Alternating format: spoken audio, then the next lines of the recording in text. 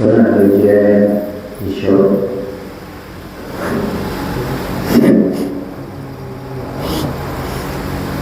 Òun náà ló jẹ́ ìṣọ́ fún wa àti fún ọkàn wa. Òun náà ní ìṣọ́ fún àwọn ìjọsìn tá à ń ṣe. كما جاء في حديث ابي هريره رضي الله عنه في سنن الامام الترمذي قال ان الله امر يحيى بن زكريا بخمس كلمات اي يعمل بهن وان يامر بني اسرائيل ان يعملوا بهن. Kalau hadis dari Imam Tirmidzi itu Nabi sallallahu alaihi wasallam orang Yahya bin Zakaria orang bebe Indonesia ke 5 kalimat lalu kamankan neno kamara ni ayat dari itu fi'il kamara ni syekh wa an ya'muru bani Israila أن يعملوا بهن لا يقدر الشيطان وستهم وشافوا عن بني إسرائيل كما بالشيء فتبطأ يحيى طول ما شيء يرجع فقال لا تبلغون أخاف أن أعذب أو يقصف بي Siapa orang yang simba, siapa bahasa ini menjadi akhafu an u'adab oleh biadamnya atau yuksab beri memberi keimanan Allah ini lesin cuma lesin beri yang masih usahanya kalau cuma bawa semua yang mukhalaf di syariah kalau Allah tahu saya telefon awak syekh kami hakala yakhafuna la anfusihim beri وإحفظ هاتين الكلمتين إذا كان مقرشا كلمة مجيزية ألا أقول لا تبلغوني أخاف أن أعذب أو يقصف بي وليتيجب أو يقصف بي أبي كلا يجي من ميسر سمجي جنا أولا لمن alimah lu níbi ìjọsìn wa akhafu an u'adhaba aw yuqsaf bi lafzul Qur'an ó sì tọ́ka síbẹ̀ ẹ̀rí pé ọlọ́run sọ pé àwọn ànábì ọlọ́run sọ pé inni akhafu in asaytu rabbi adhaba yawmin adhim mi ò lè ṣe ọ tí bá ṣe ọlọ́run jọ̀gbìn al-qiyamah kan ilé tàbí wọ́n sọ̀rọ̀ jọ̀gbìn al-qiyamah torí kí wọ́n nígbàgbọ́ inú ẹ̀ ó wà lọ́kàn wọn ní gbogbo ìgbà yìí. so èyí tí Yahya bin Zakaria tí wọ́n sọ fún Isa alayhi salatu wassalam ẹ wọ́n kálíwá padà sí máyà tó wà ní Suratul Ma'idah tọ́lọ́run bá sọ pé àwọn ọlọ́run sọ fún Isa alayhi salatu wassalam bí ọ̀gbìn àlùkẹ́rù pé a'anta qulta linnas ittakhiduni wa ummiya ilahayni min dunillah ṣé wọ́n lọ sọ fún ọmọ ẹ̀rí pé wọ́n lọ sọ fún wọn pé kọ́ máa sìn ọ́ ìbéèrè yẹn ìsáájú ọ̀rẹ́ yàní takhwif wa tahdid ìdẹ́rùbà ọ̀rẹ́ kẹ́hìndí qabla su'al kó tó di kọ́lá wọn béèrè béèrè yẹn àwọn kankan ti ṣáájú lára àwọn kan tó ṣáájú kó tó di kọ́lá wọn béèrè béèrè òní wípé ẹ̀rù ti ń ba àwọn ànábì ọlọ́run wa náà gbogbo kálukú ló ti rántí ẹ̀ṣẹ̀ rẹ̀ bàtà bá lọ bá wọn alọ́bá ànábì Adam wọn ni nafsi nafsi èmi náà kọ́kọ́ gbọ́dọ̀ là kí n tó máa ro ta ẹlòmíì ààrẹ wọ́n máa kú ní tó bọ́kọ́ lọ́dún náà nìyẹn pé èmi ti là ìgbà yẹn la tó wá lè kọ̀nsídà ẹlòmíì àmọ́ èmi ní ò tí là wọ́n á sáyà gbàgbà síta ẹlòmíì àpẹẹrẹ àìlọ́pọlọ ẹni tí yóò bá sì lọ́pọlọ níbẹ̀ yẹn kò súnmọ́ kó ti lọ́pọlọ tẹ́lẹ̀ náà tó súnmọ́ jù ní pé láyé kò ní gbọ́n ara yẹn ẹ̀dẹ́ yẹn bá tó dálé kí a bọ̀ téèyàn rí gbogbo nǹkan kò òun lè gbọ́n rárá lẹ́yìn anábìsílẹ̀ tí ò gbọ́n láyé chance ní ìfowó àjẹ́ náà narrow chance kí ìwà fi gbọ́n láyé yìí torí ẹ̀ lápá kan nínú àwọn afá sọ wípé kàmọ́kọ́lẹ̀ lè máa mọ̀lẹ́ bábáwí ọlọ́run sọ pé tabaraka alladhi biyadihi al-mulku wa huwa ala kulli shay'in qadir alladhi khalaqa al-mawta wal-hayata liyabluwakum ayyukum ahsanu amala wọ́n ní ahsanu amala ahsanu aqla ẹtí làákàyè rẹ̀ pé jùlọ wọ́n torí pé tí làákàyè yẹn bá pé èèyàn sìn náà mo ṣe kó sìn tí yóò bá fi ṣahawat tí yóò fi borí làákàyè mọ́lẹ̀ yóò sìn náà mo ṣe kó sìn ahsanu aqla ànábì sì sọ fún wa pé nínú àlámà àwọn anáni ad-da'ifu alladhi la sabra lahu ẹni tí ò lè ronú ó ní kó dáa nígbà tí wọ́n máa ń tẹ̀lé ìbàjẹ́ kì í ṣe torí ayé ọ̀kan ní dá nǹkan yẹn rò fún ara rẹ̀ tí wọ́n bá fi yẹ̀ ní bad news bad ọpọlọ rẹ̀ gbé pé àkúdà mo rí ẹni tí ó sọ̀kọ́ fún ìbàjẹ́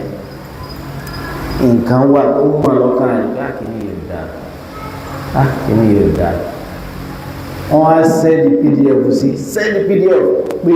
ṣé kankan ó lọ́n ti gbà dáa tí wọ́n lè kó wọlé kó gbà bẹ́ẹ̀ wọ́n ní wọ́n sẹ́ndì pdf sí sẹ́ndì pdf ṣó ti ká ọ̀yá tètè ká tètè gẹ́gẹ́ wọ́n prayer ti pọ̀ lè sí what àgbáyé fìlẹ́lì lázàgbọ̀lá ara tó yẹ kó wọlé bí àná wáyé pé ìmọ̀nà ní pẹ̀lú lè tó bẹ́ẹ̀ náà fún mi chance let me take my chance let me ask people yẹn bí àwọn èèyàn pé tó fẹ́ gọ̀ lọ́wọ́ ọ̀pọ̀ làákàyè ní gbọ́dọ̀ mọ́ bí àwọn èèyàn mọ́ ní tí mo ti sẹ́ndì sí ọyí ó gbọ́dọ̀ ààrẹ mina dọ́àf ilẹ̀ àtò nínú weakness of the brain pé èèyàn weak ní intellectually ó ní kéèyàn sọ pé èèyàn bọ̀ ń bá èèyàn pẹ̀lú information kò sì fẹ́ kéèyàn lọ bí ẹni kankan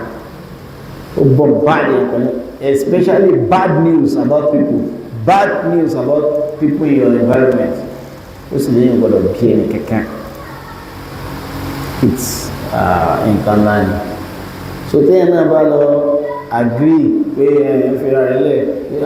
wọ́n làwọn kọ́ pdf tó send zone ó tó 50 òyìnbó ni wọ́n kọ́ is the one translating it òní tù fún ẹ pé tó bá kàtà wọn yóò tó wá gbọ́ nǹkan tó ń sọ mẹ́rin tó wá máa tù fún ẹ nǹkan tó ń sọ yẹn abáyé fúlẹ̀ ní lásàbọ̀rọ̀ làwọn bó kéfà yóò sábà ní mẹ́fẹ́ ìdáyẹ̀ bó lè yóò ṣe lọ sọ̀rọ̀ ní ara rẹ̀ fún nǹkan bẹ́ẹ̀ ni kága ìwé ìjẹ́ yìí kó dá so nàbí Ìsá alayhi salatu wassalam ní ìwé ìkẹrọ wọn sọ pé kọ́lá sọ̀páà kò sí bẹ́ẹ̀ kò sí ní báyìí pé gbogbo èèyàn sọ pé nafsi nǹkan wá wálẹ̀ tán wa khashiyati aswat fala tasma'u lahu illa hamsa aláàrin gbogbo ohun lọlẹ̀ pátápátá gbogbo kó dákẹ́ palọ́lọ́ àdáhùn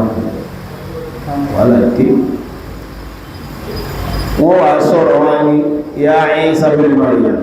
ṣé má ṣe pè yẹn tán ṣé bẹ́ẹ̀ òní jáde di yẹn anta qulta linnas ọlọ́run lọ fi àjẹ́ rẹ̀ mílẹ̀ sọ̀rọ̀ ó kàn lọ káwọn kèfèrí jàgbé ara ní pé tí ń ti bàjẹ́ lónìí ẹgbẹ́ púpọ̀ ẹgbẹ́ lọ́sájú àyà olùgbàlà tẹ́ ń pè lọ́nà òní wọ́n púpọ̀ jù tó ní subhanak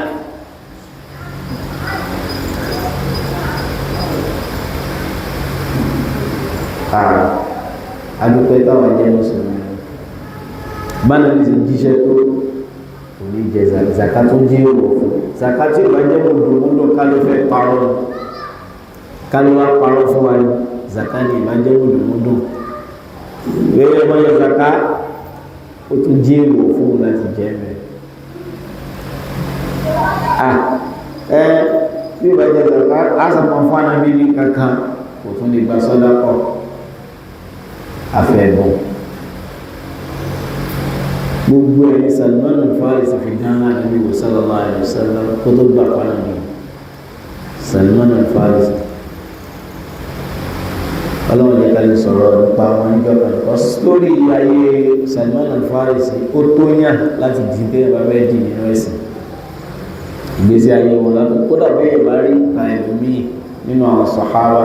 téèyàn bá consciously especially implementing life history Salman al-Farisi radiyallahu anhu tó yàn láti sọ yẹn the truth seeker àwọn tó tọ́jú ilẹ̀ ọ̀kì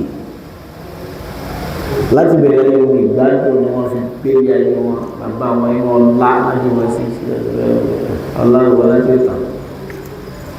ẹ̀rọ ń wò láti sin lọ wọ́n sì fi bàbá wọn lẹ̀ bàbá wọn ní sìn wọ́n tì wọ́n débi majus wọ́n padà kó lọ́dọ̀ àwọn majusi náà nígbà àwọn ilé ìlẹ́sìn ṣe wọ́n lọ ọ̀dọ̀ àwọn nàṣọ́rọ́ wọ́n padà kó bẹ̀rẹ̀ nígbà ilé iṣẹ́ sìn títí wọ́n jí àwọn lọ ìlú oríṣiríṣi wọ́n mú wọn lẹ́rú torí ẹ̀ kan tó gbọ́ pa ìlú Muhammad ti sọ̀rọ̀ àgbàdo tó gbọ́ lọ wọn tó gbà kan tó ti gbà wọ́n ti gbọ́ rí pé ó ti dé Madina yes kí ló kù wọ́n bẹ̀rẹ̀ sí ṣọ́ àwọn science tán ní ó yẹ kí èèyàn rí kí wọ́n gbà ọlọ́run lọ́rọ̀ ẹ̀yìn títí tó fi rí the last time wọ́n kírẹ́sì sẹ́yìn ànábì báyìí pé khatamun nabiyyin the seal of the prophet mo gbà pàánù bí ẹ̀rọ mi wọ́n gbé sọ́dá pọ̀ fún àwọn gẹ́gẹ́ gbé wá sọ́dá pọ̀ wọ́n lè pàánù lè pè fún àwọn èèyàn wọ́n wà lórí àná wọ́n lè gba Islam wọ́n lè pèsè wọ́n gbé zakawa wọ́n lè dáná lè pẹ́ gbogbo ẹ̀ tí ò jẹ́ bẹ́ẹ̀ àwọn òṣìṣẹ́ ọ̀rẹ́ wọn ṣàrọ̀ àwọn gẹ́gẹ́ wọn ní mo gbé ẹ̀bùn wá ẹ̀bùn lérè fún wa nínú ẹ̀jẹ̀ mẹ́rin ní àhà wọ́n gbogbo ẹ̀ wọ́n ka nọ́mbà àmì lẹ́tẹ̀ẹ̀ta tí ó ti wà lọ Injil báyìí ilé kọ̀ọ̀ wípé wọ́n rí lára tí ń jẹ́ ànábì Ọlọ́run gbogbo àmì yẹn wọ́n ń kà bí kọ̀ọ̀kan ṣe ṣe ìdánsọ pé wà á kọ̀ alákọ̀ọ́kọ́ bọ́sẹ̀ lẹ́lẹ́kẹ̀ẹ́ wọ́n ní Islam ẹlẹ́kẹ̀ẹ́jì bọ́sẹ̀ lẹ́lẹ́kẹ̀ẹ́ta wọn tí tán fi rí ànábì lọ the last one olóde kọ́ọ̀jì because láàárín èèyàn ànábì báyìí ló wà ìsílọ̀pọ̀ rẹ̀ tí ìsìnkú yàn kọ́ sílẹ̀ sọ́lọ̀ náà tẹ́yìn ò tó yẹn tẹ́yìn bá rí mi lásán fún mi pé láti kéèké ìwà nílé ìtàn akọ́sọ́mọ ilẹ̀ ṣùgbọ́n ibi tí wọ́n ti gbé wọn dìde wọn ò lè kọ́ wọn lè kà ìsílọ̀pọ̀ àwọn arìnrìn wọn ní aṣáájú tó tí ìgbà síláàmù náà yẹ kó sẹ́ nígbà náà Salman al-Farisi radiyallahu anhu so ọlọ́run sọ fún Ìsá bẹ́ẹ̀ ọlọ́run sọ fún Yahya Zakariya inna Allah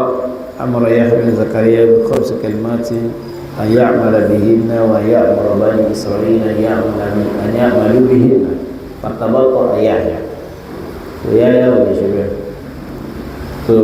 kí ló padà sí Ìsá bin Maryam ni imma an tuballighahunna aw uballighahunna so jíṣẹ́ àbíkẹ́ tó jíṣẹ́ qala akhafu an yukhsafa bi aw a'dhab ìyá lè jẹ́ tó wá sọ yìí jíṣẹ́ yìí Ànábì Yahya fa jama'a an-nasa al-ashraf wọn wá kọ́ àwọn ìyàjọ́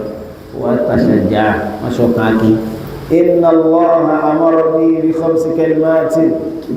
ọlọ́run pa mí láṣẹ pẹ̀lú kàmárùn kan ana amala bihinna ọlọ́run ní kí n fi ṣiṣẹ́ wa an amura bani Isra'ila ya'malu bihinna ọlọ́run ní kí n pa láṣẹ kẹ́yìn náà fi ṣe o amarani ana a'budu Allaha wa la ushrika bihi shay'an ọlọ́run ní gbọ́dọ̀ sí nǹkan mi àbò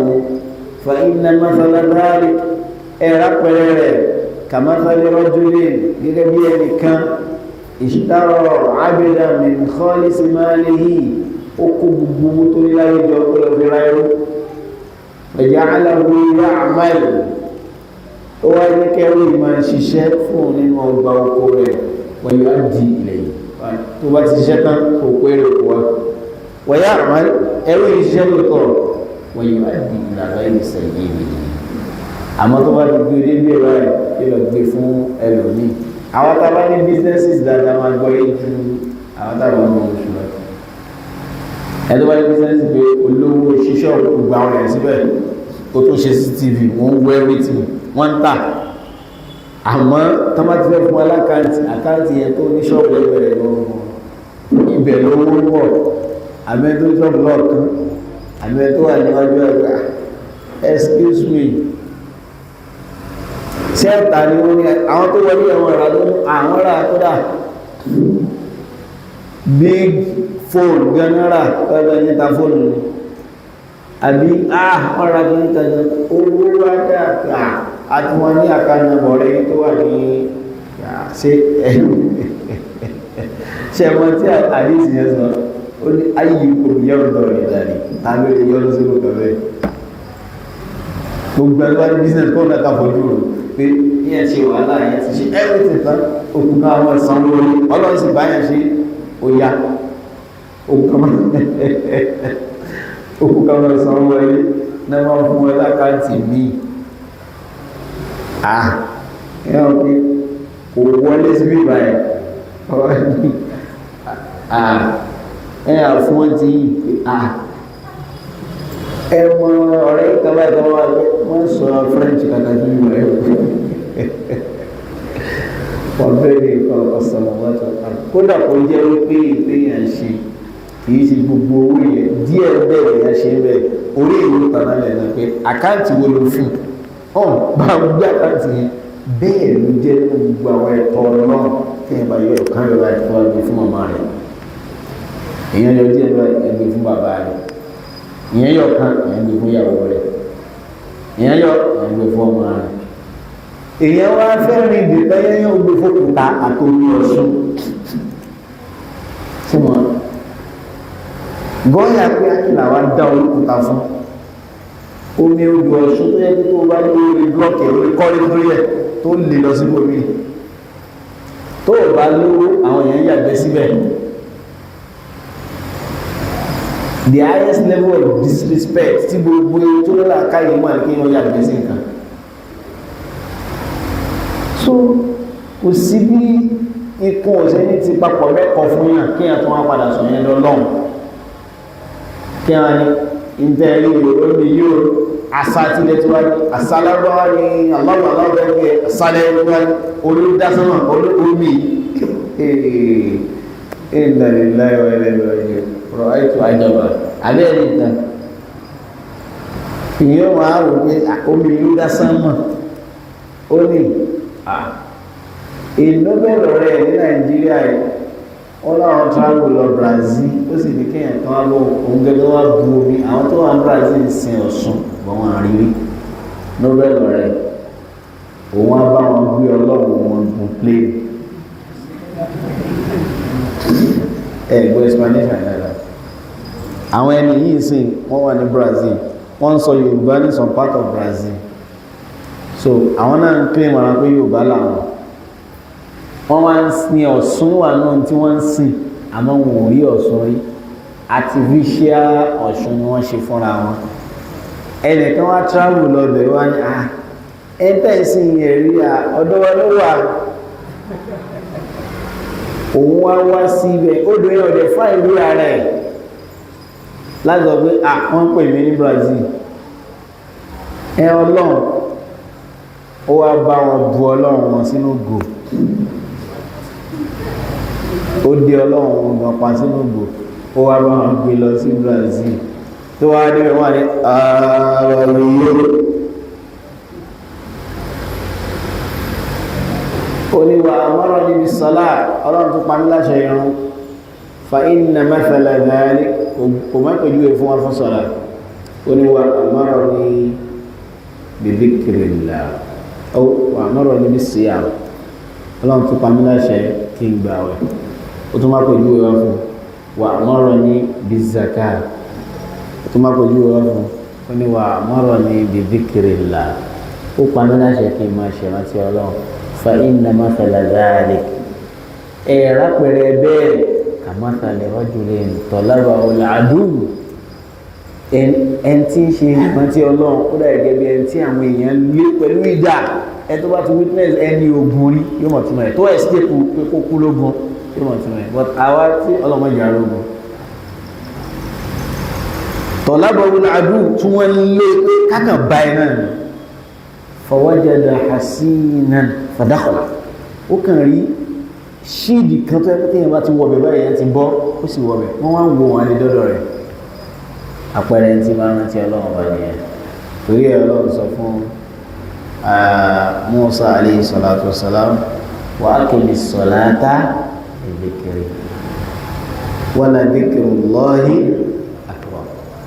so ìrántí ọlọ́run kò overemphasize ọjà fi sahih al-imam Muslim min hadithi Hanzalah bin Rabi' Hanzalah bin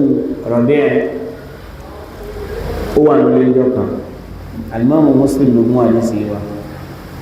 Abubakar Siddiq wà lọ́ba wọn kọjá ó wà ní nafaqa Hanzalatu nafaqa Hanzalah ti di munafiki ó ní Muhammadu Abubakar kí ló ṣe tó fi di munafiki ó ní kunna inda Rasulillahi sallallahu alaihi wasallam yudhakkiruna bil jannati wan nari wa nazdadu imanan kama qala tàbá wà lọ́dọ̀ anábì báyìí anábì bá sọ ní pé ọ̀rọ̀ iná ọ̀rọ̀ aljanna imani wọ́n wà gá falamma udna ila albayti asafna al-azwaja wal-awlada wa-day'a àwọn gbà tábà fi padà lórí tábà ráwọn ìyàwó wa lásán báyìí tán rẹ̀ sí wa láti mọ ìgbà gbogbo tá a kọ́ lọ́dọ̀ anábì díẹ̀díẹ̀ bá a ṣe wà ká tó kú ní pé ha kí n délé kí n ṣe náà fílà kí n ṣe báyìí ó ti di nǹkan láwọn ọ̀rọ̀ lọ́kàn wa af'al kaza àbúrò kaza kaza kaza kaza gbogbo nǹkan pé ha ọ̀rọ̀ ìjẹ́nu náà sọ tán yìí ọ̀rọ̀ ìjẹ́wọ́ ìjẹ́nu náà fọlá gbogbo ẹ̀ lágbo sẹ́yìn.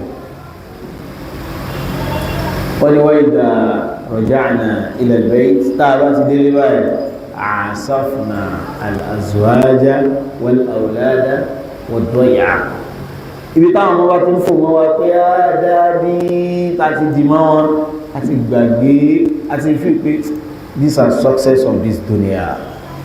àwọn náà wá successful ẹ̀rí àníyàwó bímọ wà gbọ́jà abẹ́rẹ́ sí máa rántí àwọn businesses wa mo jẹ́rìí àwọn tech brothers tó wá ti kó ní akọ́wé àwọn tó ṣe system àwọn míì tó wọ́n jí tọ̀ gbogbo tí wọ́n sọ ní alukọ̀lẹ́ ní báyìí ó kú àdísì kan pé lọ́pọ̀lọ́ rẹ̀ sorry àdísì kan pé ìwé ẹ̀kọ́ dáadáa àdísì Hanzalah kan báyìí táwọn rántí díẹ̀ díẹ̀ ní àkọsàfúnà ìṣòwò ìṣẹ̀lẹ̀ ọ̀nà bí sọ̀hábà yìí náà ṣe fi sọ abẹ́ ìgbé ṣe fi yìí asafna al-azwaj wal-awlad wad-day'a iṣẹ́ wọ́n tó ti gbọ́ ọkàn wa lọ kí ló kù ó ní Abubakar bá ní wallahi iná lánà kọ̀dá ẹ̀ àwọn náà wọ́n rí wẹ̀ ẹjá lọ bá ní sallallahu alaihi wasallam ọba dọ́dọ̀ àdáni ó ní bá sọ mọ́nà wípé ya Rasulullah nafaqa Hanzalatu nífàkù ti bá mi àdábì ní madha fa'alt kí ló ṣe sẹ́sìmọ̀ pé ó wà ní ṣe sí ànábì sallallahu alaihi wasallam táwọn ẹbá lọ́wọ́ ṣe nǹkan náà bí wọn ìgbà tí Ma'iz tí wọ́n ṣe zina ọlọ́pọ̀ ṣe wọ́n bẹ̀ nínú ìwáyà kan wọ́n wọ́n ṣe gbogbo dábẹ́rẹ́ àdábẹ́ ìlú ayé àwọn ti bàjẹ́ wọ́n náà nàbí ni ahaqqu ma balaghani ank tí mo gbọ́ parí ẹ̀ tó dúdú ìkàlọ́jà fi Sahih Bukhari qala madha balaghani anka madha balaghaka anni kí ló gbọ́ annaka àtẹ́yìntà jàrí àtà fúlànà mi fúlànà wọ́n ló lọ bá bẹ́tì fúlànà àwọn ọmọ alágbájá kó bá ṣe aṣímọ́ṣe níbẹ̀ níbò míì wọ́n mú wá dé bábá nàbí ní alẹ́mìnira sí ẹ̀ lè dáṣọ́ bó ní àmàjìlónù húwá sí wèrè ní sallallahu alaihi wasallam yóò tó pọ̀jú bábá nàbí ẹ̀ta àní tó ń jìyà níbò míì ó lè tọ́ hẹ́rẹ̀ anábìwá fọ̀ mi mọ́ ti dáná kò náà kí ẹ̀ká azún kó ní mọ́ni kó a máa rìn ní bèbè in tó lè gé connection ìmọ̀ni lẹ́ẹ̀kan náà fẹ́ wà á kí ní ẹ̀fẹ́ ìlérí wọn connection ìmọ̀ tí ó gé lẹ́ẹ̀kan náà wà connection yẹn nínú. So anabi sallallahu alaihi wasallam amajnun huwa ṣé wèrè kọlùlá gbàyìn anabi tó sọ tó kẹ àwọn orí jẹ́rìsí wọ́n jẹ́rìsí ẹnu lẹ́ ló kópa wọ́n sì lẹ́ ló kópa tán bá lẹ́ ní bọ́ọ̀dì ló kópa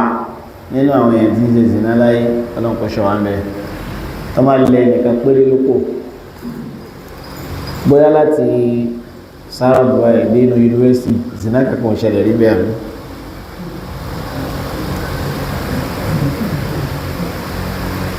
inú environment ẹ̀ láti ẹgbẹ́ tí irú wọn náà bá tún jáde tán tajọ́ ń pàdé lọ́jà wọn mọ̀ kó bá wa tí wọn bá jáde tajọ́ ń pàdé ní wọn mọ̀ kó bá wa kódà tí wọn bá máa ń jọ ìwà ní mọ́ṣáláṣí wọn mọ̀ kó bá wa torí wípé nǹkan tí wọ́n ń ṣe yóò máa dá wàhálà lẹ̀ sí wọn nínú sẹ̀mí nínú ìjẹ́ èèyàn á sì jọ mọ́ gbé mọ́ṣáláṣí òun yóò padà jíjọ́ pé ẹwù àwọn owó kìíní ẹ̀bùn la máa ń kó sí gan kí tàbí òun náà ní mọ̀ dáwà láyé mọ́sánsí kò ní mọ́ ní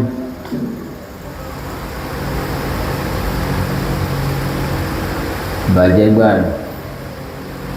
kò tó wá ní ti jù sọ́lọ̀ gan kò sí ní ti jù sọ́lọ̀ máa ń bàbúrọ́kà bẹ̀rọ̀ bí kàlkẹ̀rí àwọn èèyàn rí bàjẹ́ nínú ọlọ́mbà kí àwọn àfẹ́sìn wọ́n ṣe wá sí láàárọ̀ lọ́sàn-án lálẹ́ lóru ìbàjẹ́ sì tún wà tí ò bá wá sí nǹkan tí ò bá sí wá sí nǹkan. ẹ wòye classes tí wọ́n ń ṣe láàrin sálábù yìí láti bíbá dénú yunifásitì ẹ wòye number of classes tí ó wà ní every week àkìjùmọ̀ wọ́n ṣe àwọn halakot ní bíbá halkot nínú ọdún mọ́sílì bíbá lásán ó lé mẹ́ta. Ó wà ní asúnà university environment ní bíbá ẹ wo bí wọ́n ṣe ń pọ́ǹpù bó ṣe attract ìbàjẹ́ káàkiri Nàìjíríà àwọn ìbàjẹ́ Èkó ìwà bẹ́ẹ̀ àwọn tìbàdàn àwọn tọ̀ṣun àwọn oríṣiríṣi wọ́n parapapọ̀ àwọn kan ló sì máa fọ̀ wọ́n mọ́ so nọ́mbà wa yóò tó ṣiṣẹ́ yẹn wọ́n pọ̀ jù wá lọ so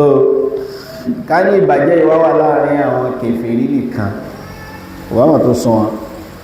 a ní àwọn mùsùlùmí náà táwọn náà ṣe zìnà wọ́n ń ṣe zìnà tó yẹ pé gan tó máa dárúkọ zìnà gan lójú àwọn tí ọkàn wọn ti bàjẹ́ ọlọ́mọdé káwọ́ sínú wọn kò lè ṣe wọ́n ní kankan ní bí pé lọ́mọ àgbẹ̀ àwọn yẹn ń ṣe zìnà bí ó ṣe rí náà nìyẹn ya ẹni ẹ ó ń ṣe báyìí yóò kàn sọ báyìí náà kò ní ronú sí gbogbo olóòrùn sọ wọ́n lẹ tó bá ti ṣe mọ́ sọ́ọ̀nù ló kò pa wọ́n sì na ẹni tó bá jẹ́ lẹ́yìn mọ́ sọ́ọ̀nù ní mí àtúnjẹ́dá máa tẹ̀ gíríbì kàbọ̀já bí sọ̀nà ní wò bẹ́ẹ̀ àwọn nọ́mbà kékeré yòókù táwọn tó wọ́n ń gbìyànjú bá ṣe rí láwá ẹ̀ táwọn tó ń gbìyànjú yìí this small number pẹ̀lú ìgbìyànjú tó tún lágbára lónìí ọ̀nà afẹ́ ìjáde ní mọ́sálásí ní ìsìn ilẹ̀ ọláfẹ́ alẹ́ ìgbẹ́ tí ilẹ̀ ọlá òtí mọ́ oríkàlùgbà ṣe wọ mọ́tò báyìí bá ṣe rí ìkọlá rí mọ́ tàbí ti jáde kúrò ní báyìí immediately bá ṣe rí ìkọmọ àwa náà mọ́ tí ìbá ṣe ṣòkòtò wa irùngbọ̀n wa tọ́nà tó fi ń protect wa àti ríríra wa àti bíbá ara wa gbé ìtajọ wa ẹlòmínú tó ti fall láàrin wa there was a brother about 7 years ago brother yẹn wo ní Ìlọrin nígbà yẹn ó mọ wá sí I think ó mọ wá sí ìwé akọ wà ní kíníkọ mo sáwọn kí mo ti rí rí tó ti wá bá mi rí àwọn tí wọ́n láwọn lé ẹ̀nà ọlọ́pàá wa gáìdì brother yẹn yìí máa ń tí ṣe nínú ìsìn mo rántí pé sheikh máa rántí ẹ̀ sáìdì bẹ̀rẹ̀ ló gbé yọba ọkọ rí nínú skul in tí mo fi mọ́ ń gbà níyànjú nìyẹn ìgrá kíyàn kan fẹ́ mọ́ tìyàn mọ́ gbà wọ́n tí ọ̀sá ìdáwó padà wọ́ná mọ́ gbà kọmọ̀ tán pé àìwọ́ ló gbé lédé mọ́ gbà overpraise tí wọ́n mọ̀ lọ torí pé ìdó dédé ni mo give talk kan nínú university bá ti dé báyìí wá tí wọ́n ní mo ti wá sálàfí ládùúgbà tó ń ti dé mo hate kí ẹ máa sọ wáyé sí mi yes ṣetán wọn mú yín kò possible ẹ bá ti bẹ̀rẹ̀ sí sọ̀rọ̀ nǹkan báyìí láàrin ara yín ṣetán fẹ́ mú yín yẹn ojú mi kòrò wá sípẹ̀tì ilá ìkáwọn ìyàwó mi lọ sọ fún mi gbá torí pé ìdúró dédé hate tí mi fẹ́ gbọ́ bẹ́ẹ̀ sí wáyé ẹ ti sílẹ̀kùn lẹ́kùn ṣetán ó wá bá mi lọ salamu alaikum sheik òun ti wá wọn sálàfí tó dúró dédé stop this nonsense wọ́n bí mi sọ̀rọ̀ kan bẹ́ẹ̀ dúró dédé ọlọ́run mẹ́ tó dúró dédé ṣó kí ló ṣàǹfààní nù kàtà gbọ́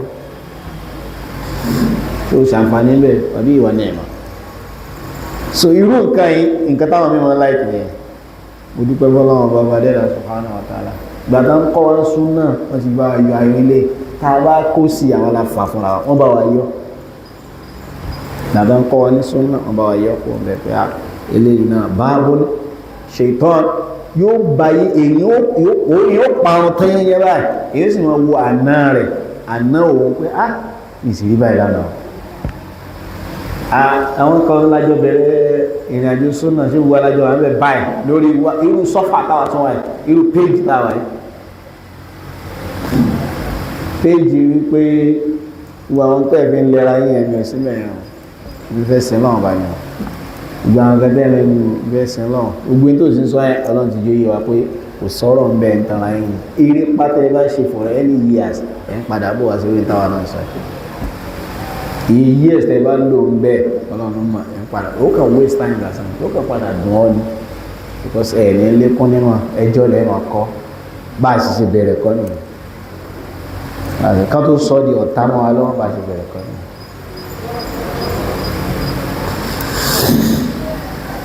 ọ̀rọ̀ kan wà tí Al-Ghazali sọ̀rọ̀ ẹ̀ dàgbà ó ní idha ra'ayta man yusi'u dhanna bin-nas wa yatataba'u 'uyubahum fa'lam anna lahu batinun khabith tó bá rẹ̀ tó yẹ kó tó bá dá pa àwọn èèyàn báyìí yóò mọ̀ ìbàjẹ́ ní ọkọ̀ rò sí wọn àwọn èèyàn lè nǹkan bàjẹ́ ní ọkọ̀ wá sí lẹ́nu pa àwọn èèyàn ń ṣe wa yatataba'u oyúbàwò ìwọ̀n wá ẹ̀rọ wọn pé ní sọ ẹ mọ̀ pé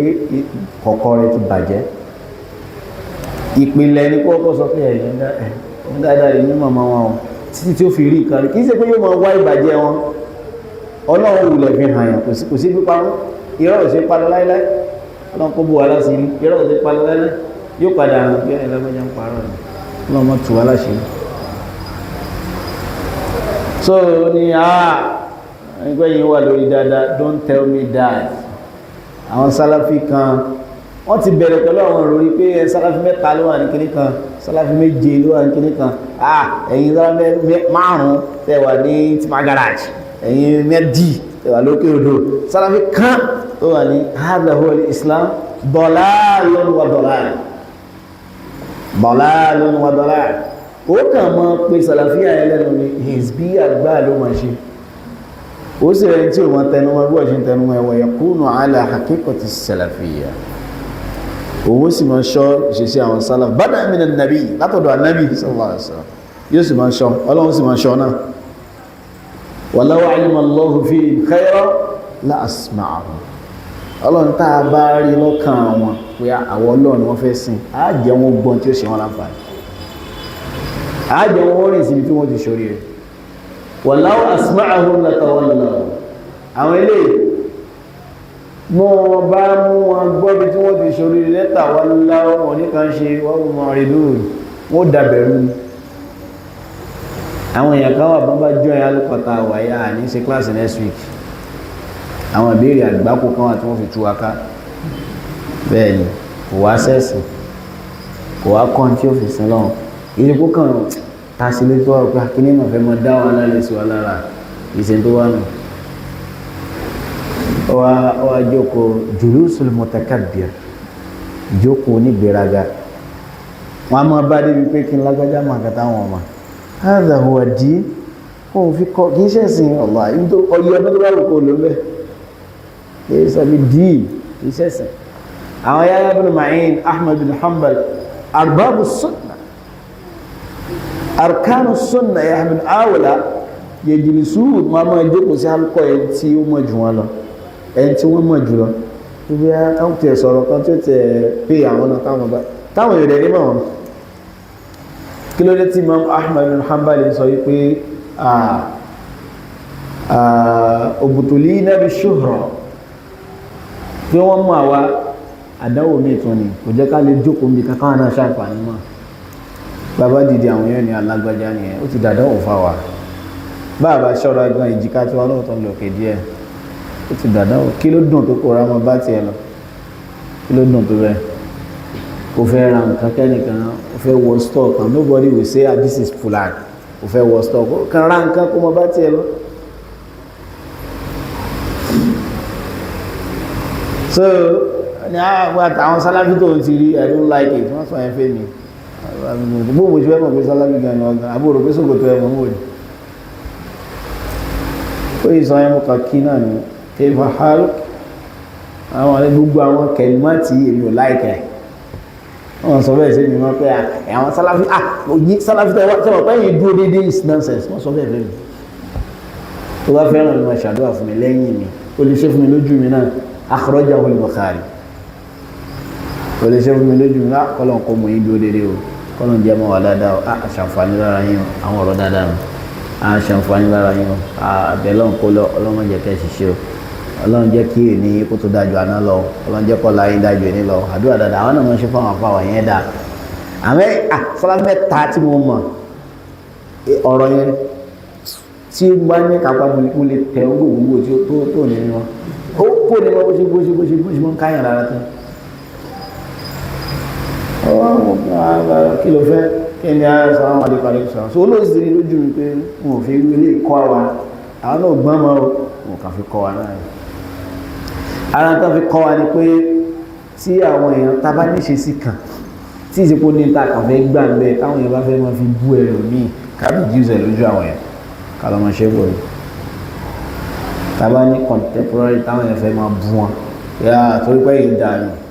tíṣe sí yẹn bá ti pẹ́ fẹ́ gbà nǹkan míì bẹ́ẹ̀ pé àwọn èèyàn gbọ́dọ̀ mọ̀ mọ̀ nǹkan yìí wọ́n ní kárí jíùsẹ̀ ọ̀yà lọ ṣe báyìí ọ̀yà lọ ṣe lẹ́yìn káwùjọ lè dáa torí àwọn èèyàn yìí náà ni wọ́n bá wọn fún àyẹ̀ jẹ́ wọ́n ti gbàgbé pé èèyàn ni wọ́n over praise wọn wọ́n máa yẹ̀yẹ́ ẹlòmíì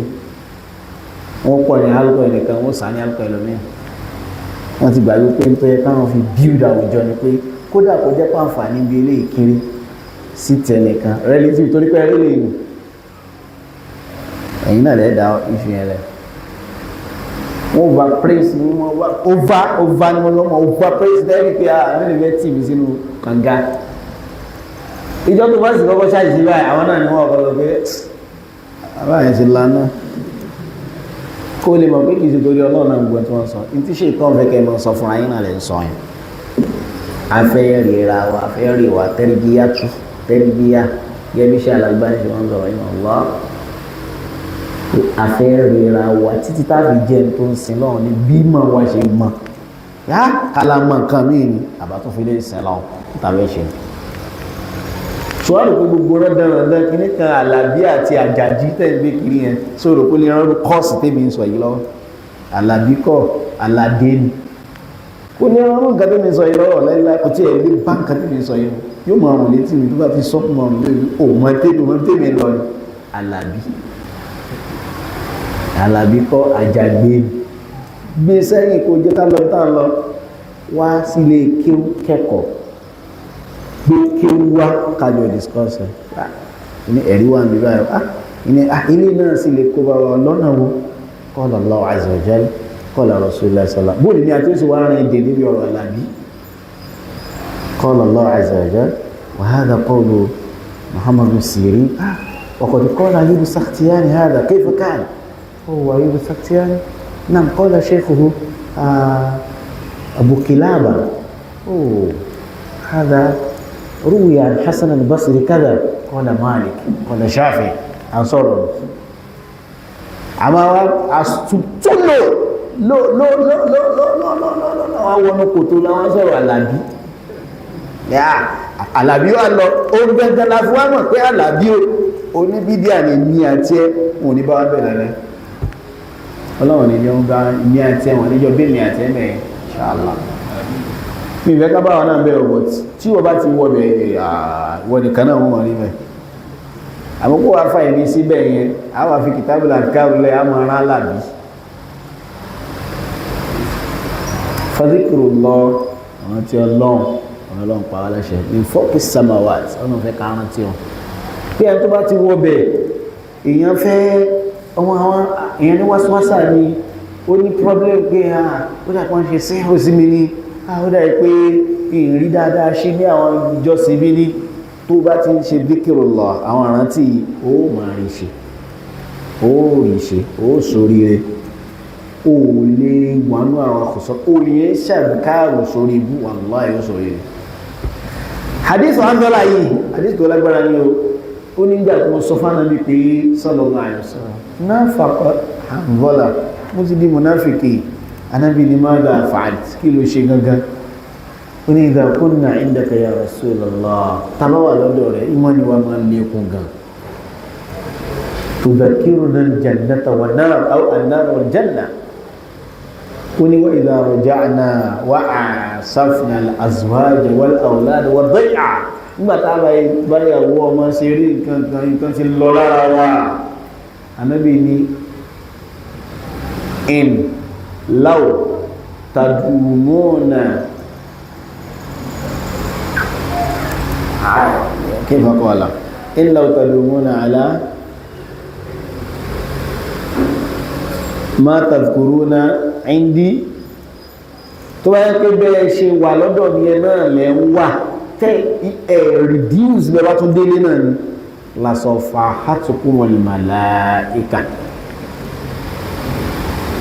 àwọn màláíkà wọn bá wọn bá yín lọ́wọ́ báyìí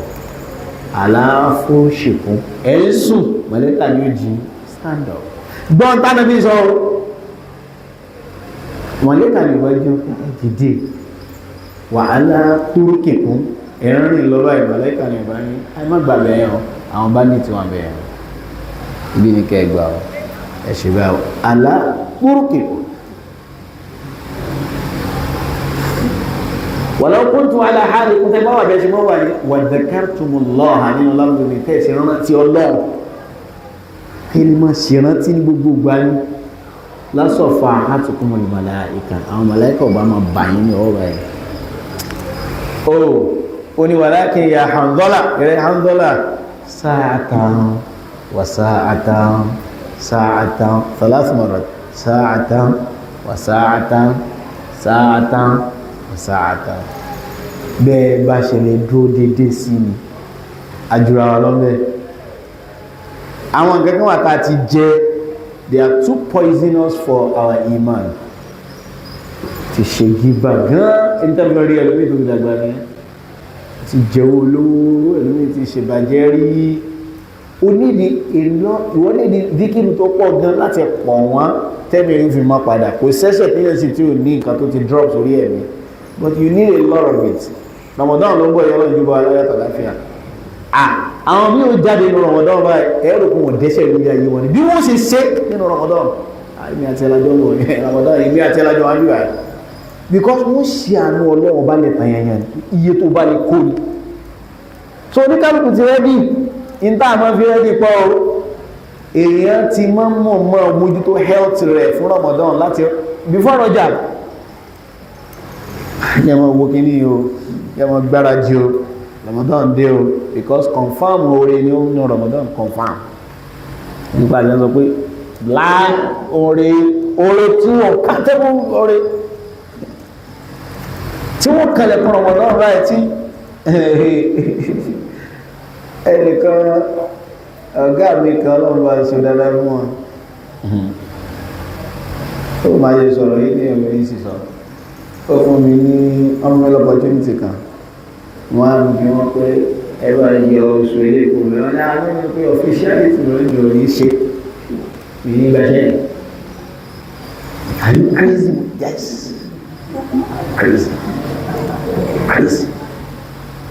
ó fẹ́ báyé mi jẹ́ ẹni tó mọ̀ wò ní ẹ̀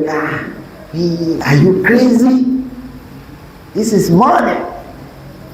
No, it's not money, it's problem.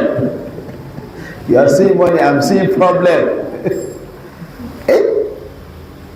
Ẹni tó bá ti gba Ramadan lọ́wọ́ yẹn ti pààyàn fún ọdún kan Ramadan yóò mọ̀ sí tó bá ti ṣe Ramadan rẹ̀ dáadáa àfi tó bá kàn jẹ́ sànúmẹ́ ìsàtọ́lọ́ kan fẹ́ ṣàánú ẹ̀ ó kàn lárí mọ́ wá sí kan tó lè tún ṣàánú ẹ̀ mo kò lè dàbí Ramadan Jazakallah khair kò lè dàbí Ramadan báwo lè yọ dàbí Ramadan that 30 days ẹlòmíì tó fẹ́ kó jẹ́ 29 tọ́bá lè sọ di 40 tọ́bá lè sọ di òkè possible ni tọ́bá lè sọ di 40 àwọn ṣíṣí kan wà táà máa ń ṣe kọ́bílà Ramadan ṣáàlẹ̀ ráàmù ọlọ́run Ramadan jà àwọn tí ó rí wọ́n ti mọ̀ pé wọ́n máa ń pín ní kó tó dàrú Ramadan ọlọ́run decide àwọn lágbájá yìí wọ́n gẹ̀ẹ́tì ẹ̀ wọ́n ti máa fọkàn sí kó tó di Ramadan Rọ́jàbù wà ní oṣù kan náà gbọ́dọ̀ ṣẹlẹ̀ sí Rọ́jàbù sáàtì Rọ́jàbù ti tán báyìí alátẹ́lẹ̀ wọ́n fi hinna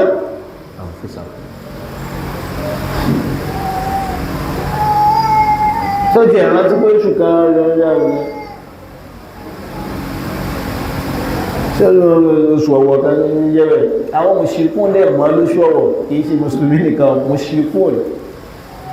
Ànábì ní sáàtàn wàsáàtàn tí máa ń ka hadithu náà inú mi máa ń dùn gan Ànábì máa dáa o sallallahu alaihi wasallam ọlọ́run lára akẹ́ tó ṣe fún aláìjẹ́nà sáàkọ́kọ́ láwa náà ya sàárì first one tó lágbára jù ní lẹ́yìn ìgbà tó bá ti jẹ́ ká gbígbé sáré tó dáa lórí iman Islam tawhid afiya wal-afaf wal-ghina kọ́kọ́ sàárè yẹn gẹ́gẹ́ ní first issue because ogun gan ọláwà tó wá tó ní jọ́ gbọ́dọ̀ àwárẹ̀ yẹn kí á mọ̀ tó ń láwà tó wá tó ní sirat ọlọ́n tó láwà káásà mékì ẹ̀ débi ẹnu ọ̀nà ìdẹ́rẹ̀ ní ta àgbọ̀ nínú ìtàkùn ó dẹ́rẹ̀ kàkọ́ padà máa tó wá ti rí ẹ̀kọ́ àjẹ́ náà tó wá ti dé yẹn tó wá ti wọlé tán kí wọn àti lánàbí ìnàká tó dé bẹ́ẹ̀ sọ́ọ̀láì so mú bí gbogbo ó ṣe lọ kí sórí ànábì pé alhamdulillah adúpẹ́ pé wọ́n lọ́lọ́run rán sáwà a sì dúpẹ́ pé inú ìjọ tí ẹ làwá wà a sì dúpẹ́ pé àwa náà tó gbà fún sallallahu alaihi wasallam ha ikhwan ànábì ìjọ kan alayhi salatu wassalam ó ní ọkùnrin kan náà sàhábà kò rẹwà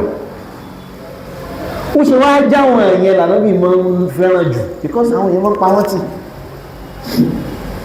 ẹwọ bí ẹni ọkùnrin náà ṣe wà very humble tó very humble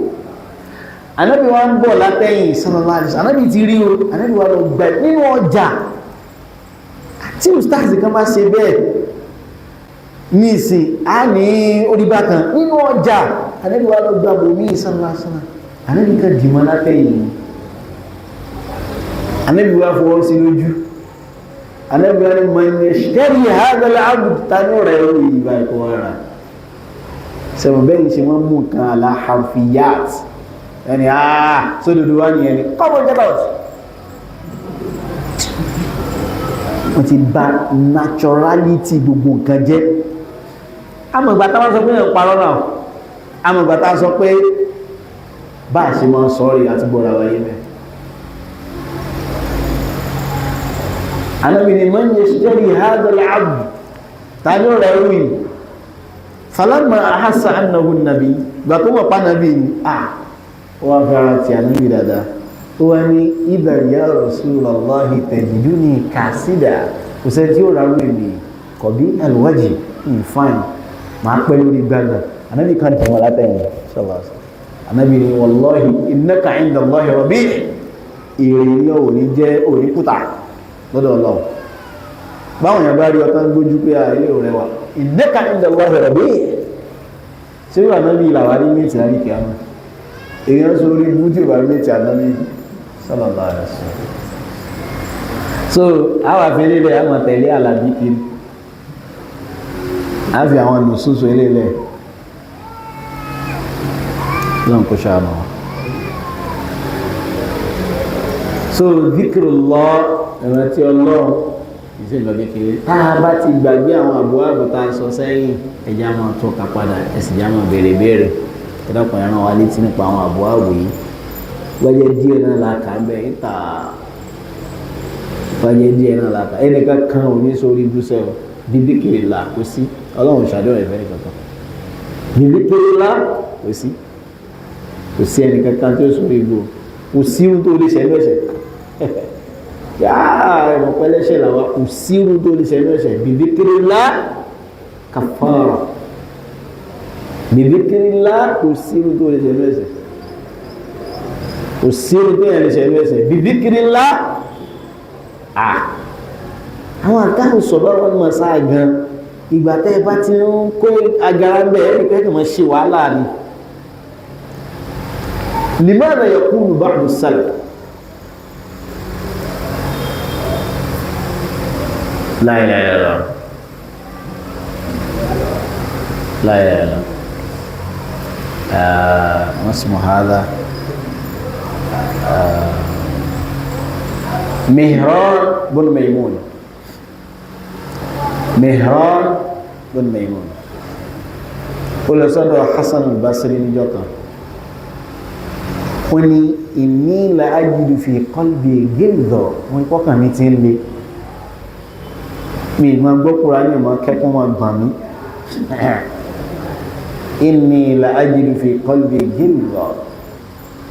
mo mọ̀ pé tẹ́lẹ̀ tí wọ́n gbọ́ Kùránì ẹkùn lè ma gbà mí àmójú mi ti lé inni la ajidu fi qalbi ghilza wọ́n kọ́kàn ní ti lé ó wá sọ fún ọmọ rẹ̀ kúmbìnà yálọ ila Abi Sa'id Hasan al-Basri ọ̀rẹ́ rẹ̀ la'allana nastami' minhu shay'an bóyá lè ti gbọ́n kẹta lọ́dọ̀ rẹ̀ yulayyinu al-qalb tó yẹ kó tó bá sọ báyìí ẹni wọ́n yóò rọ̀ díẹ̀ ìgbà míì ẹ̀mí yín náà nígbà fún yín o mọ̀ wípé a máa ń sọ nǹkan tá a mọ̀ gan pé a kì í ti bí Ọlọ́run ẹ̀mí ó dẹ̀ close a máa ń rìn síbi tá a mọ̀ gan ìdáwọn bá ká sọ fún wa ní pé ṣáàmà stop tó bá ti rí pé gírígọ́ wà lọ́kàn rẹ̀ ṣì mọ́ kànlẹ̀kùn yẹn Ọlọ́run ṣe fún ẹ ma wá ní kàkùrán tó wáyé pé kò lọ ní feel okay ṣé gbá ṣáàmà túnmọ̀ tó yàn feel okay ìyẹn ti kú náà tó bá túnmọ̀ tó wáyé yàn feel okay okú gidi sán ní feel okay ọ̀yà kàkùrán gbà wẹ̀ wò pé ọ̀sẹ̀ yìí ọ̀sẹ̀ àwẹ̀ ní wa nǹkan ṣe ní reduce ọ̀rọ̀ rẹ pẹ̀lú àwọn èèyàn jókòó ní masjid gbogbo ilé wọ́n fi kọ́ wa nínú sàlàfíà ọ̀lẹ́dẹ̀ kọ́lọ́kọ́ sọ̀rọ̀ láti ọ̀tá wàláyà àwọn afáàmì kọ́ wa ìwọ̀n jọ nínú báwo ló ṣe wá tán àwa dọ̀rọ̀ àlàbí wọ́n kọ́ wa débi wípé tá a bá jí láàárọ̀ wọ́n máa discuss hadisi ìyàwó ìrora nípa pé ẹ tó bá ṣe àdìká àrọ́jọ àánú lẹ́yìn ìgbà tó bá jí títí lẹ́yìn ìgbà tó bá kírun tán ní àyè tó wáyé tí tóòrùn fi yọ tó wá ṣe rákà méjì tọ́lọ́ bá fún yóò ṣe déédéé umrọ àti hajj tààmà wọ́n sì máa fi kọ́ wa náà àádẹ́mọ̀ nípa mò ń rí ṣe lásìkò yìí mò ń ṣiṣẹ́ kan gbà kan máa jí lọ bẹ̀ ní 6:30 ó dẹ̀ fẹ́ gbà mí tó ọdún kan tí mo fi bẹ̀ Ọlọ́run pé mi ò fẹ́ rúṣẹ́ báyìí iṣẹ́ tí mi ò ní lè jókòó dékèrè bá dà sọ́lá títí tó rò ó fi yọ láì tí mo wá ṣe náà fi lọ́wọ́ mi ò fẹ́ rúṣẹ́ yẹn mi ò fẹ́ wọ́n yá owó bọ́ wà bẹ́ẹ̀ ni mi ò fẹ́ rówó yẹn tó wáyé pọ̀ náà ní ń bẹ tán ara bá mi reduce ẹ̀ sí tí máa kàn fi gbọ́ àwọn bùkátà sí ó tẹ́mi lọ́rùn ọlọ́pọ̀ fún wa ní tí ó tó wa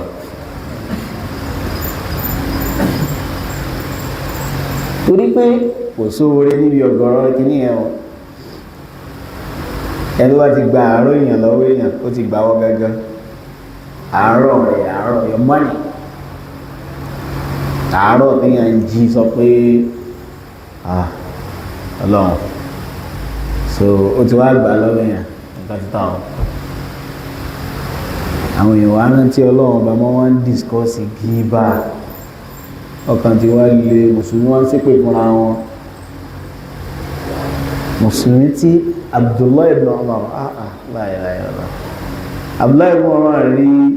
Hajaratul Aswad ó wá ní la hurmati al-muslim ashaddu wa a'zamu 'inda Allahi min hadha al-hajar personality mùsùlùmí tóbi lọ́dọ̀ náà ju Hajarul Aswad lọ tó bá sì débẹ̀ ó fẹ́ fi ahọ́n rẹ̀ ńlá tán Aswad àbí ó wáyé personality mùsùlùmí tóbi báyìí èmi àti ẹ tàjọ ń wọ̀dà wáyé àtòrí ibẹ̀ yìí ń ṣe la ilaha illallah kí bí ọ̀nà lájọ kí kan náà wájú wáyé ó gbó ìtumọ̀ pàfẹ́jọ kírun ni سووا تراصوا لا تختلفوا فتختلف قلوبكم báwo ni ilé ìṣẹ́wá kú láàrin wa báwo ni Àlàbí ṣe gba ilé lọ́wọ́ wa báwo la ṣe jẹ́ kí Àlàbí báwo ni jẹ́ kú gba ilé lọ́wọ́ wa istaqimu tarasu la takhtalifu ẹnìkan ó sì bọ́ síwájú ó sì máa ṣẹ́kù rárẹ̀ sí wa lára inú gbogbo ó sì máa rò pé wọ́n ká lọ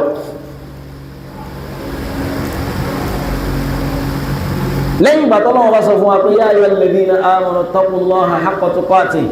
wa la tamutunna illa wa antum muslimun kí ó sọ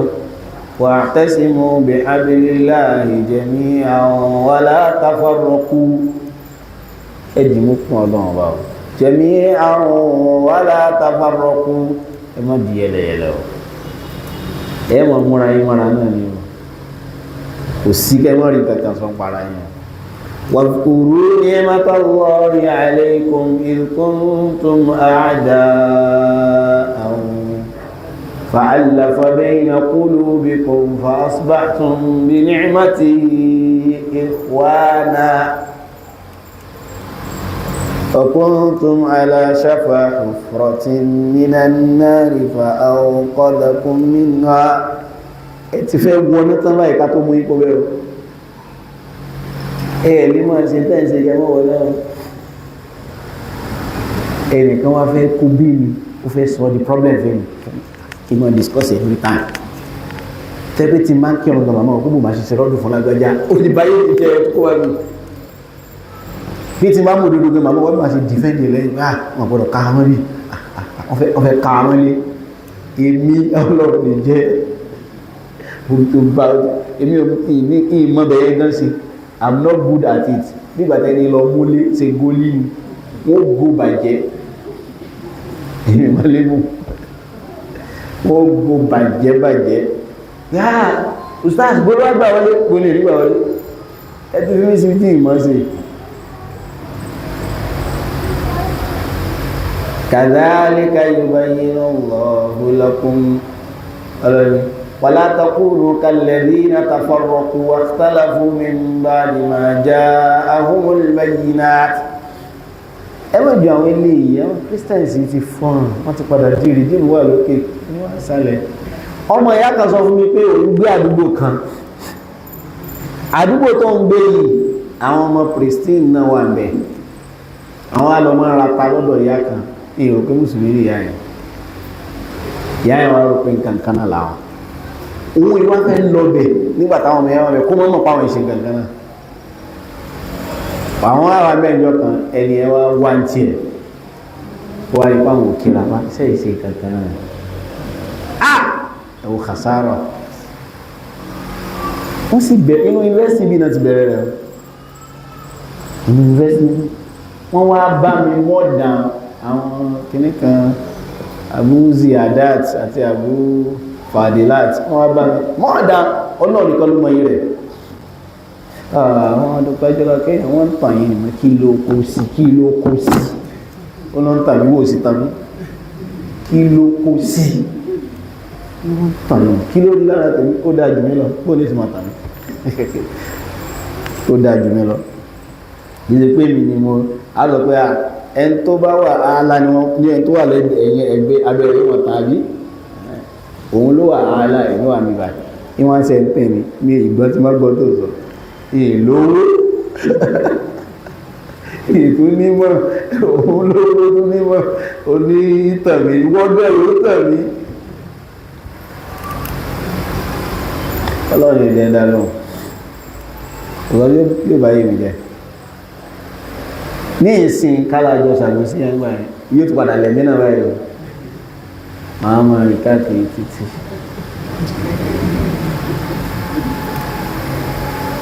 ولا تكونوا كالذين تفرقوا واختلفوا من بعد ما جاءهم البينات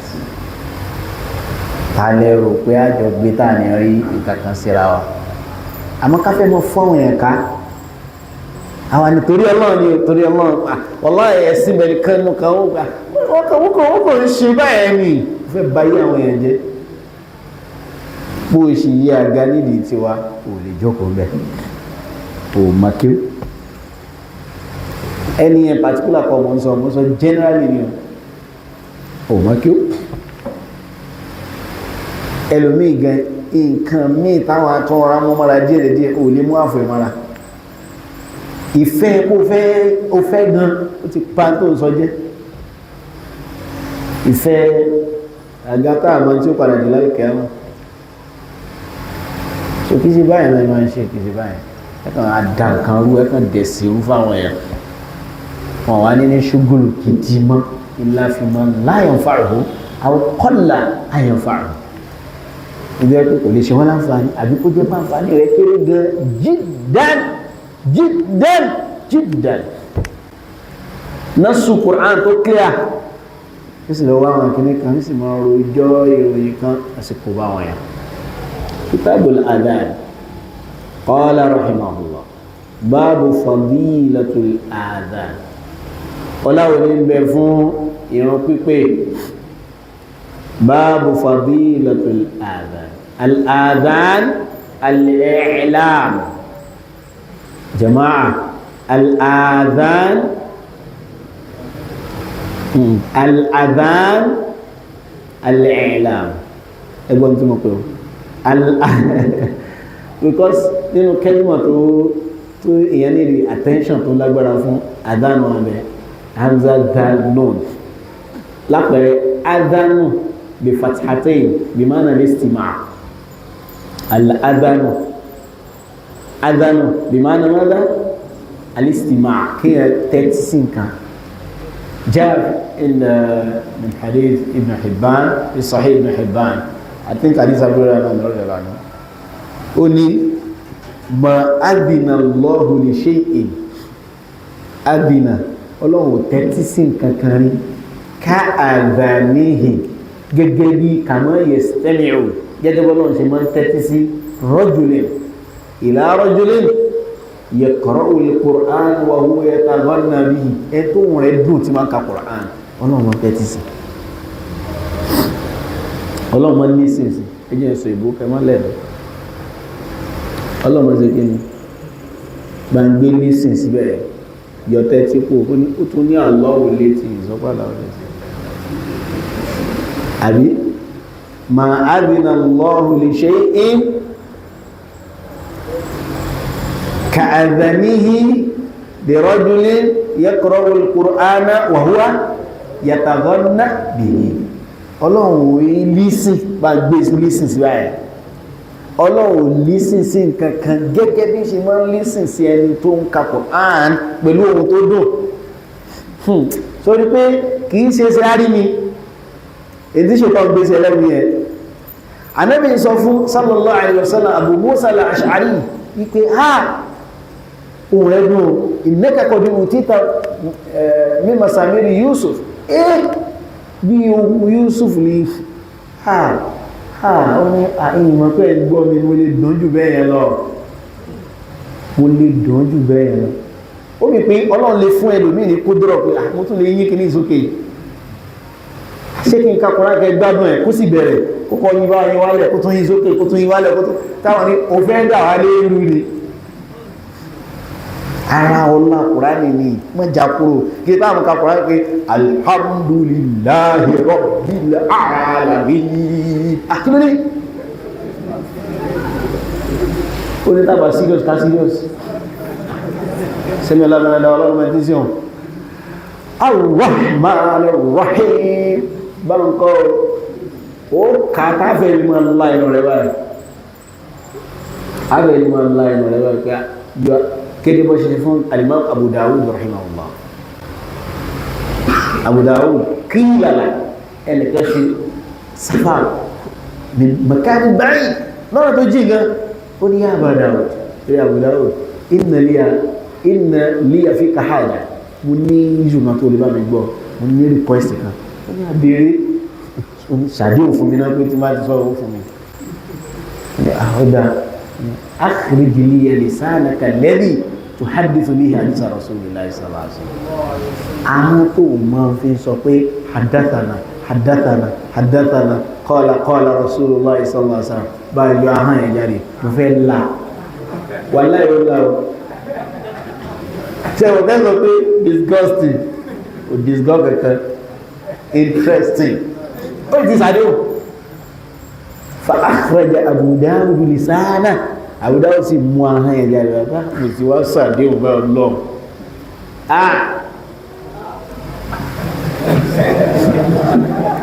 mo rò pé ẹ bójú jáde ẹni tí ò débẹ̀ gan ni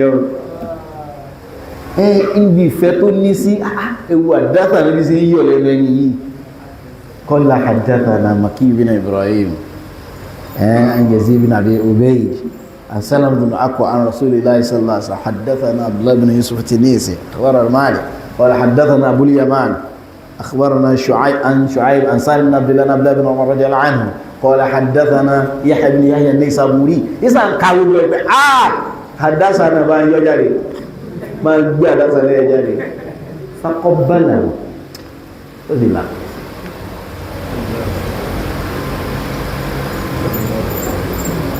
الله أكبر كبيرا أولي يقول أولي تقول لك أما ينزل الله ويقول سيئ بولا لا ينسوا àbí nǹkan bí kí ni COVID-19 èèyàn súnmọ́ gan èèyàn kò kẹ́ ṣe rí ìfẹ́ táwọn bíbù yẹn ní sí nǹkan tá à ń sọ yìí ìfẹ́ tó lágbára ni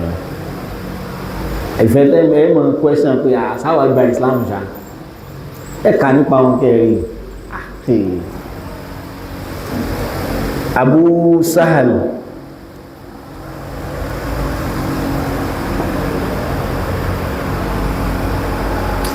masmuhu oni anamu ala sahwin wa tabki hamahimu wa ma bi ajrumun wa minni jaraimu anamu ala sahwin wa tabki hamaimu anawi ala sahwin wa tabki habahimu èmi ń sùn ya máa sùn láì ó kàn wo hálù kan ní o ó sì fi ń bẹ ọlọ́run anamu ala sahwin wa tabki hamaimu èmi ṣe wá ń sùn lálẹ́ tí máa wá sùn wọ́n rí táwọn ẹyẹ kan máa ń ké níbi tí wíńdò mi wà máa bí ajúrúmún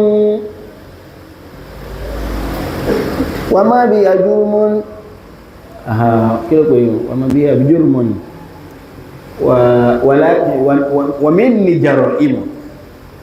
ومني جرائم وما بها جرم لكن من يحفظه وليس لها جرم ومني جرائم وليس لها جرم ومني جرائم أنام alásáwìn mo dẹ́ṣẹ̀ lọ́sàn mo ìsún fòrú sùn àná mo alásáwìn ibẹ̀ tó wà ti dára lọ́sàn tí mo pé lálẹ́ ẹgbàrà lọ mo mọ́ wá lọ́bàá fọ́n kẹwọn lọ́fọ̀rọ̀ lọ́wọ́lá alámọ̀kìrìlá warhamha wa qaddis ruhaha wa tajawaz sayyi'atiha wa wasi' qabraha warfa' qadraha allahumma alhiqha bis salihin waqsilha bil ma'i wa thalj wal barad tá bá ti ṣe lọ́sàn láàárọ̀ wọn yìí náà mọ́ ẹgbẹ́ gbé lóṣù mẹ́fà kan ní ọ̀dá ọ̀fọ̀ tẹ̀ lórí báyìí ọ̀dá tó tán èyí kan ọ̀gá sẹ́yìn náà mírì máa ṣe ní o náà tó máa bínú tó fẹ́ mẹ́rin òru ní tẹ́yìn gẹ́gẹ́ wọn nígbọ̀ọ́lẹ̀ jẹ́ tó máa ti wá bínú wọn yìí sábà sùn wọn fẹ́ gbẹ́ sùn báyìí kò common for many reasons tàbá wá sùn tàbá ní wọn bẹ́ẹ̀ àìtí wọn fúra pé wọn ò sùn wọn sọ mi ní ẹ̀yìnlò ẹ̀lẹ́ sùn ẹ̀sẹ̀ jù rẹ̀ in tí sọ yẹ tètè yé mi because mo ní hálà kan tí mo lè líkẹ̀ mọ́ àná mọ́ aláṣàwẹ̀ wa tẹ́bùkí àmà ìmú anamu ala sahwi wa tabki hamaimu ẹ̀kọ́ anamu ala sahwi wa tabki hamaimu wa laysa laha jurumu wa min jaraimu wa laysa laha jurumu wa min jaraimu wa laysa laha jurumu wa min jaraimu kókó nǹkan anamu ala sahwi wa min jaraimu wàtàbíkí àmà ìmú èmi tí mo ti dáràn lọ́sàn mo tún wá ń sùn lóru wàtàbíkí jàrọ àmà ìmú wọ́n ráwọn ẹyẹ rí táwọn ké lójú wíńdò wàlé ìsàlàhà jùmọ̀ wà mí níjàrọ ìmú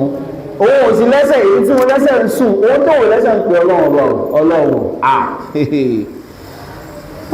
wọ́n wà jádà sáré nìkan tó bá mi rí ó ní kadabtu wa bayti llahi law kuntu ashiqan law kuntu aqilan ló wà nínú riwaya tí mi ha kadabtu wa bayti llahi law kuntu aqilan ẹbá nǹkan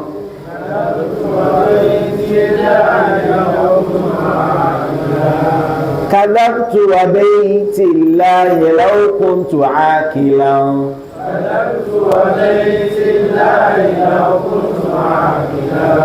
كذبت وبيت الله لو كنت عاقلا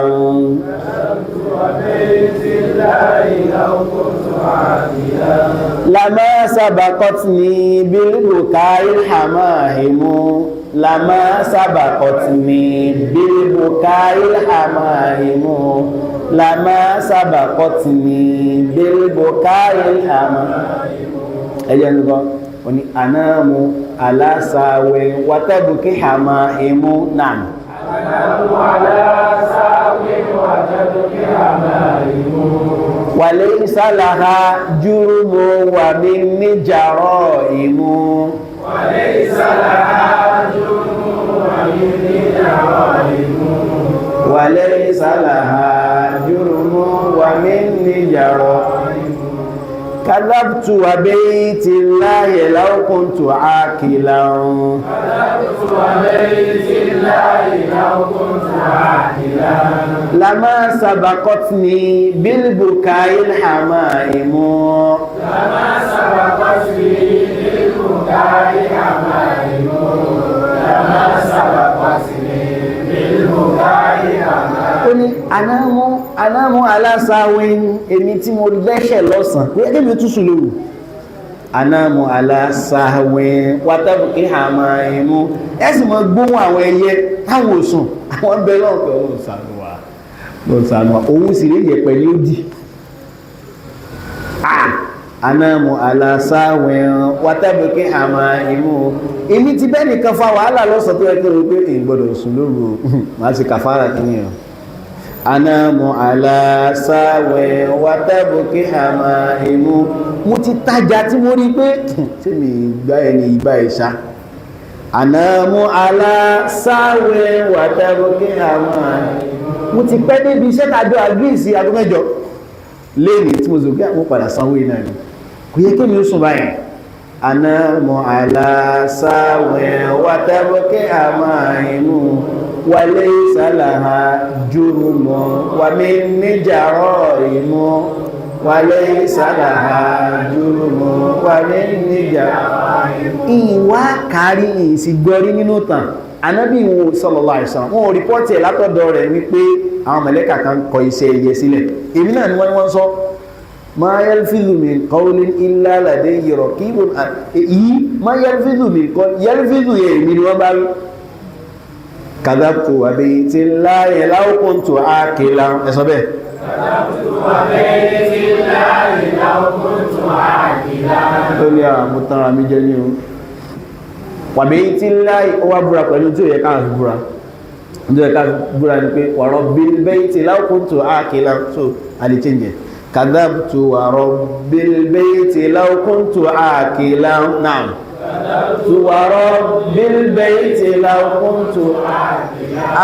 ìwò ọ̀rọ̀ tó fẹ́ gbé mi wọ́n náà láìláàbì nígbà fún law kuntu akilan lama sabaqatni bil buka'il hamaimu lama sabaqatni bil buka'il hamaimu lama sabaqatni bil buka'il hamaimu oni kadabti wa rabbil bayti law kuntu akilan ìwọ orun tó fẹ́ kó bá ní tí Ọlọ́run ọba tún sọ kalẹ̀ sí ìlàsàmọ́ ìdúnyà tí ó ní wà mọ́ ní ẹ̀stẹ̀ fíru ní tí wọ́n á ní ó ti sùn lọ law kuntu akilan lama sabaqatni bil buka'il hamaimu kò yẹ kó jẹ́ pé ẹyẹ ṣáájú mi bẹ̀rẹ̀ kú ó yẹ kó bẹ́ẹ̀ mi lórí rẹ̀ pé kí ní parí lọ́kùn kí ní ìwọ fún ìtì ẹ̀ kó náà sì gbé kí Ọlọ́run bá ṣàánú rẹ̀ ẹkún ipọ̀ àmọ́ àwọn ẹyẹ ń sunkún èmi ń sùn walaysa laha jurmun wa minni jara'imun kadhabti wa rabbil bayti law kuntu akilan lama sabaqatni bil buka'il hamaimu so ibi tá a ti lọ ní ká sọ pé nǹkan èèyàn ka Kùránì ó dùn ara tí wọ́n fẹ́ ká lọ fi ka Kùránì masáìlì sí pọ̀ fi babil adhan qala an-Nawawi rahimahullah وروينا عن أبي هريرة رضي الله عنه قال قال رسول الله صلى الله عليه وسلم لو يعلم الناس ما في النداء والصف الأول ثم لم يجدوا إلا أن يستهموا عليه لاستهموا قال لو يعلم الناس والحديث مخرج في الصحيحين قال لو يعلم الناس كلام يمن ما في النداء ọlá tí ń bẹ bí kíyàn wọn pẹ̀rún wa as-saffil awwal àbí kíyàn wọn sáfú alákọ̀ọ́kọ́ thumma lam yajidu wọ́n wá gbìyànjú wọn ò rí nǹkan tán lè ṣe sí illa an yastahimu alayhi àyàfi kí wọ́n jọ ìdá oníkálùkù síra wọn mina saham yastahimu mina saham kó ní kálùkù sọ pé tẹ́bá wọ sáfíyàn mọ́ mi lọ́wọ́ lástàmù alẹ́ gẹ́gẹ́ bí àwọn afá ṣe sọ al-Kirmani wa ghayruhu wa lil hadith qissa wọ́n ni ó ní ìtàkà tó sọ mọ́ kìíní pé astagfirullah nínú nǹkan tó ṣẹlẹ̀ táwọn èèyàn gbọ́ yé náà kìí ṣe ìtàn tó sọ mọ́ torí pé lẹ́yìn ba'da rasulillah ló ṣẹlẹ̀ láyé Umar bin Khattab radiyallahu anhu nígbà tó wọ́n ṣe fathu àti Sham wọ́n wá pa ẹ̀tọ́ tó máa lójú ogun ní ìsìn wọ́n ní amir wọ́n ní mu'adhdhin wọ́n wá pa ẹni tó jẹ́ mu'adhdhinu Safar ó bá pọ̀ ẹni tí ó pèrò láàrin ọjọ́ kẹjọ náà wọ́n tẹ́ tí pa wọ́n ti gún kò tí kú wọ́n ti gún ó sì máa ń ṣẹlẹ̀ sí wọ́n fi Safar wọ́n ti gún ṣùgbọ́n kò tí kú kò wá ní ìpèrò ọjọ́ kejì because a padà sọ bóòlù iṣẹ́ káwọn kan ó wà lára àṣìṣe tá máa ń ṣe mo ti rí ibi táwọn èèyàn ti láwọn gbọ́ súnà yìí ní táṣe pèrò Allahu Akbar Allahu Akbar Allahu Akbar Allahu Akbar ashhadu an la ilaha illallah ashhadu an la kí ló lè tó ń gbé Allahu Akbar ẹ̀ sọ papọ̀ ọmọ wọ̀ láyé Allahu Akbar Allahu Akbar bó sì pẹ̀lú tí mọ́ èèyàn ò bá tó nǹkan àrí tí ò bá ká nǹkan mọ́ dá sí síwá kí á fù lórí tó gbalẹ̀ láàrin àwọn àfáà tí wọ́n dákẹ́ lórí ẹ̀ nígbà tó wọ́n ní hukmu tajwid tó wà bẹ́ẹ̀ àmọ́dù tọ̀bìrì nìna bí harakatai sáǹkà Kùránì bí harakatai lágbọ́ nílùú lágbọ́ tó fi mọ́ challenge àwọn àyímọ̀ ẹni ló kàn ká burúkúrọ́ mi fi ẹyẹ tíra ńlá ni ó náà rò pé ó ti dé gẹ́gẹ́ bá níjọ́ tí mo kọ́ rí nínú tíra Allahi nàbẹ̀ wípé àwọn tí wọ́n pe yàrá gúlì wípé innama hiya lisanu min lisan al-arab mo fẹ́ ìmọ̀ ṣùgbọ́n àti tabo gẹ́lẹ̀ náà tí wọ́n sọ pé nínú àwọn lókò tó lè bá dí àwọn èdè wo ló ti lọ tí wọ́n sọ mọ́ nínú Lárúbáwá àwọn ka àwọn kẹlẹ́mọ́ọ̀tì kan pé Kùránì ò kàn sọ̀kalẹ̀ pẹ̀lú ẹ̀mí o Lárúbáwá ti fi sọ̀rọ̀ rí o wọ́n á dá padà síbi àwọn táwọn bàbá wa ń kí pé ọ̀pọ̀lọpọ̀ tá ní òní ọ̀rìn sáà ní rí visit mọ́sálà yìí báyìí kódà tán bá débi àwọn aráàfin kan tọmọ Lárúbáwá náà mọ́ fáìlì nípò láti pè wọ́n ní Yorùbá òní kò ní ẹ̀rùn wọ́n ló gbà rẹ̀ ó ní kó kọ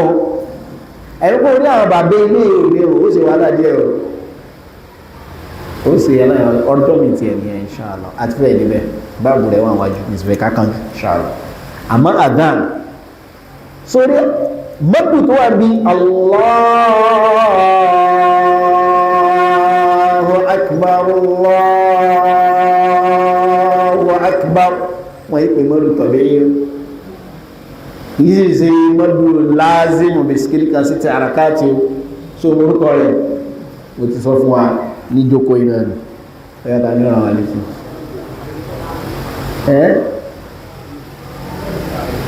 mọ́tò tààví tí wọ́n bá fẹ́ gbé nǹkan tó dábàá òun lè máa ń sọ náà tó bá fẹ́ gbé lọ́wọ́ pé al-an irú ẹ̀ ni wọ́n ń sọ níbi Allahu akbar Allahu akbar sọ ayọ̀ pé kéwù tó sí lókè tó fi mẹ́lẹ̀ ọlọ́run káwọn afá náà tó ń ṣe sáwà náà létí wọ́n lánàá ó wà ó ìgbìmọ̀ àwọn ìyọ̀lẹ́ wọ́n pè Mọ́kà wọ́n pè Mádínà tó gbogbo àwọn àyà wọn ọmọ kéwù ibi tó yẹ ká rẹ kọ́kọ́ wálé ní ẹgbẹ́ kìíní iye gbà ó kàkà bùrúgbì bọ̀rọ̀ ó sì di mufti wọ́n tó tààrí ó wà ní èdè lọ́wọ́ tẹ́lẹ̀ so ìyẹn mọ́ farabalẹ̀ Al-Imam An-Nawawi rahimahullah wọ́n gbàgbọ́ pé tá a bá fẹ́ fún níkanlẹ̀ tá a bá lọ sujud a gbọ́dọ̀ wà ní àsìkò kankan tá a dákọ̀ lọ́n so a ní sọ Allahu Akbar a sọ pé Allahu Akbar táì dílẹ̀ Nawawi wọ́n fi tìsí mọ́tàbí Shafi'i tá a bá ń bọ̀ láti sujud náà pé Allahu Akbar bó o bá ti ẹ̀gbá kọ́kọ́ mọ̀ kó wà so o lẹ́nu gbọ́ pé man kasura ilmuhu qalla inkaruhu tí mẹ́yìn bá pọ̀ ó lójú ní ìlọ pé kò lẹ́rìí méjì ló mọ̀ kò lẹ́rìí méjì ló mọ̀ tó bá fẹ́ sọ pé kò lẹ́rìí a máa ń kóòtì àwọn àyímọ̀ bẹ́ẹ̀ ó kóòtì àwọn scholars náà bẹ́ẹ̀ ìwà ṣe scholars pé kí ní tagun bí ajé o kì í ṣe kọ̀ntáàkì àwọn ṣe kọ̀ntáàkì àwọn kọ́nà sọ̀rọ̀ ó mọ̀ sọ pé kọ́lá Malik ojú àwọn yẹn tó nǹkan tó pọ̀ kọ́lá Abu Hanifa ìgbà tí wọ́n ń dáa fẹ́ sọ̀rọ̀ Abu Hanifa ṣé wọn kan tó sọ pa rẹ̀ tó ní tó wáyé pé ká sọ̀rọ̀ fíkì pé kán ní ẹ̀gbọ́n kan yìí tí wọ́n sọ̀kalẹ̀ fún àgbọ̀yé bẹ́ẹ̀ ó ní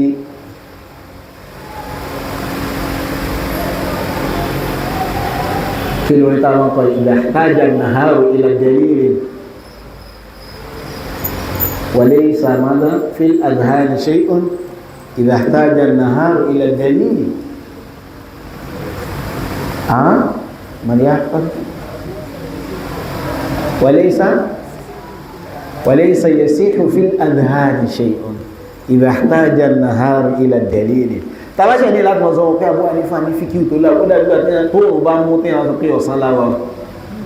sọ pé ẹni tó bá tàṣẹ ń sọ yẹn fún ìwọ̀n kó ṣẹ̀dẹ̀ lọ sípítù àbí kankan dà láàmú so ó kú ti àwọn àyímọ́tul Islam Imam Ahmad bin Hanbal sọ wípé la yasihu fil babi shay ó ń sọ̀rọ̀ àwọn kan ha ó dákùlà kan ló bá parí pé kò sí kankan ló bá bìyẹn níbo keep quiet keep quiet àwọn ní classes tó ní kálùkù náà ń ṣe àwọn kìníkà online classes mufti burúkú àwọn fatuwa tó gbóná àmọ́ bẹ́bí ṣe wò ṣá ẹgbẹ́ mọ̀ pé bẹ́bí ṣe wò ṣá lọ́dọ̀ tèmi bẹ́bí ṣe wò ẹ̀gàn pé wọ́n wo dákun keep quiet kó wà họ́mù gan pẹ̀lú bó ṣe gbé kalẹ̀ bí ìwọ owó ṣe wò ọlọ́run kó ṣàánú wa àtẹ̀síwájú ní rí adhan tó bá dọ̀sẹ̀ tí ń bọ̀ insha Allah ọlọ́run kó sọ ẹ̀mí wa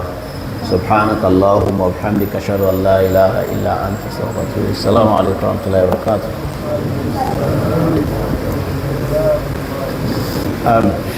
ṣé bèrè wa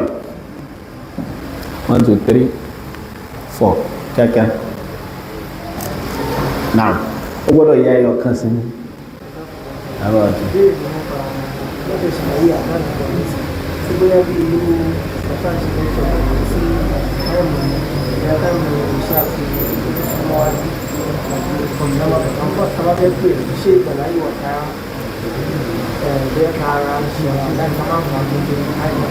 Ok,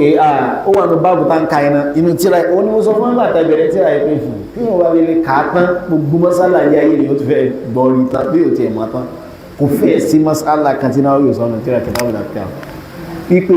tàbá fẹ́ pé òun ṣáà mọ́ yára ni àbá fún ọ̀rọ̀ àyìnbó Bukhari náà bẹ́ẹ̀ mú ẹgbà wọn tó jọ bẹ́ẹ̀ wá wípé á sọ gbogbo insha Allah bọ̀ kí n kàn sáré dání náà wípé tá a bá ń pè òun àwọn farabalẹ̀ gẹ́rí o ṣùgbọ́n tá a bá ń ṣe kọ́mọ̀ á yára èrí sì ti wá náà ẹ̀rí àdísà Anas bin Malik radiyallahu anhu wípé umira Bilalu an yashfa'a bil adhan wa an yutira bil iqama illa al iqamata aṣọ inshallah tó wá ní ẹsẹ̀ wọ́n ní ká ṣe àzánù méjì tó wá ṣe ìkọ́mọ̀lẹ́ ọ̀kọ̀ọ̀kan àwọn àti àwọn pé àzánù mẹ́rin náà yóò ní ìdíkà discuss ẹ̀ so yíwa báwọn àti ìran Allahu Akbar Allahu Akbar ká ṣe tẹ̀rbíyà ká ṣe Allahu Akbar ẹni mẹ́rin àtàwọn tá a máa ń ṣe ṣàhádà táwọn ọkọ̀ ṣe ṣọ́dọ̀ la ilaha illallah asọ̀kanjẹ́jẹ́ ṣẹ́nà ashhadu Allah ẹ ti gbọ́ rí dáadáa gbogbo ẹ̀ náà ni Imam Nawawi tọ́ka sínú masala ìbọ̀tí mo ti dáhùn pẹ́sítọ̀ yìí rẹ̀ ni cháàlì sọ̀rọ̀ tó bá ń pèrò ìwé pàwọ́ tánà discuss ṣé ẹ tó pèrò ṣé ẹ̀rín ni gbé kó rẹ́rìn tó kọ́ dúró náà wọ́n ní bẹ́ẹ̀ ni kọ́kọ́ dúró náà pé ẹ̀bẹ̀rẹ̀ nǹkan ó sì dúró díẹ̀ tára ìwọ́ tutù kó ṣe kí ni Imam Nawawi sọ wípé wa man harrama al-kalama fi al-adhan faqad shabbaha al-adhan bis-salah ẹ tó bá láàrin sọ̀rọ̀ tá a bá ń kí ẹ pé ó ti fi àdánù wérùn èyàn ní wọ́n pè ń lọ ó sì dúró bí ẹ káàbọ̀ wa alaikum salam wa rahmatullahi wa barakatuh ashhadu an la ilaha illallah tí ò bá ti sọ di rí so yé wa kí lẹ́ẹ̀rí tí ò bá ti sọ di rí gbogbo ẹ̀ náà la sọ inshallah Ọlọ́run kó fún wa nígbà láàyè next question amen.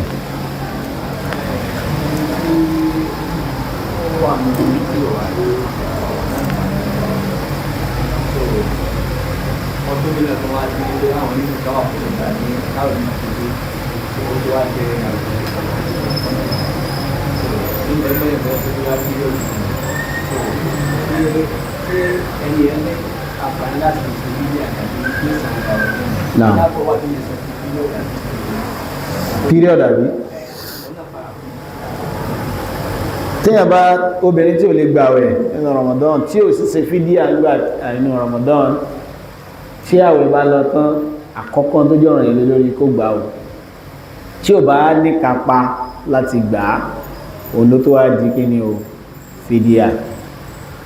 wa'ala alladhina yutiqunahu fidyatun ta'amu miskin yutiqunahu yàtọ̀ tún fún wa pé al-kabir wal-marid ó ní wọ́n sọ wọ́n sì ṣàbá àhálà wọn wípé à kò ṣe fídíà tí ò bá ní kápá so bẹ́ẹ̀ náà làwọn náà ṣe tẹ̀ṣbí àwọn but kò wá sí fídíà ní ìsìn ó fi pé mo lè gbà á táwẹ̀ bá lọ tán so yóò gbà náà ni ó rà mọ́ gbà díẹ̀ díẹ̀ tí ṣe dandan kó gbà tẹ̀lé ra wọn àwẹ̀ mẹ́wàá ni mo mí sínú Ramadan 30 ni mo mí sínú Ramadan tó lọ mo lóyún throughout Ramadan ni mi ìdẹ̀ rí àwẹ̀ gbà Ramadan wọn lọ tán ó bímọ ó bẹ̀rẹ̀ sí but in táwọn tó sọ pé kò tètè ṣe fídíà ń sọ ni pé come here olóyún this time bóyá olóyún ní Ṣàbán ẹ̀yìn ọmọ ẹgẹ́tẹ̀ ó rí pé o lè gbàwẹ̀ gbà tó bá fi di next Ramadan ó ń ṣe fìtọ́ ó tọ́wọ́ ọmọlọ́yìn lọ́wọ́ ó tún lè gbàwẹ̀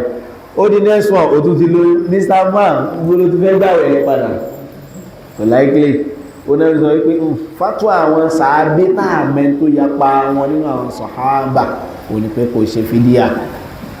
pé o lè ṣe fídíà sọ́rí pé o lè ṣe fídíà so yíwa bẹ́ẹ̀ ọ̀tẹ́ tó bá fi pé mo lè gbà no problem ṣùgbọ́n àdínú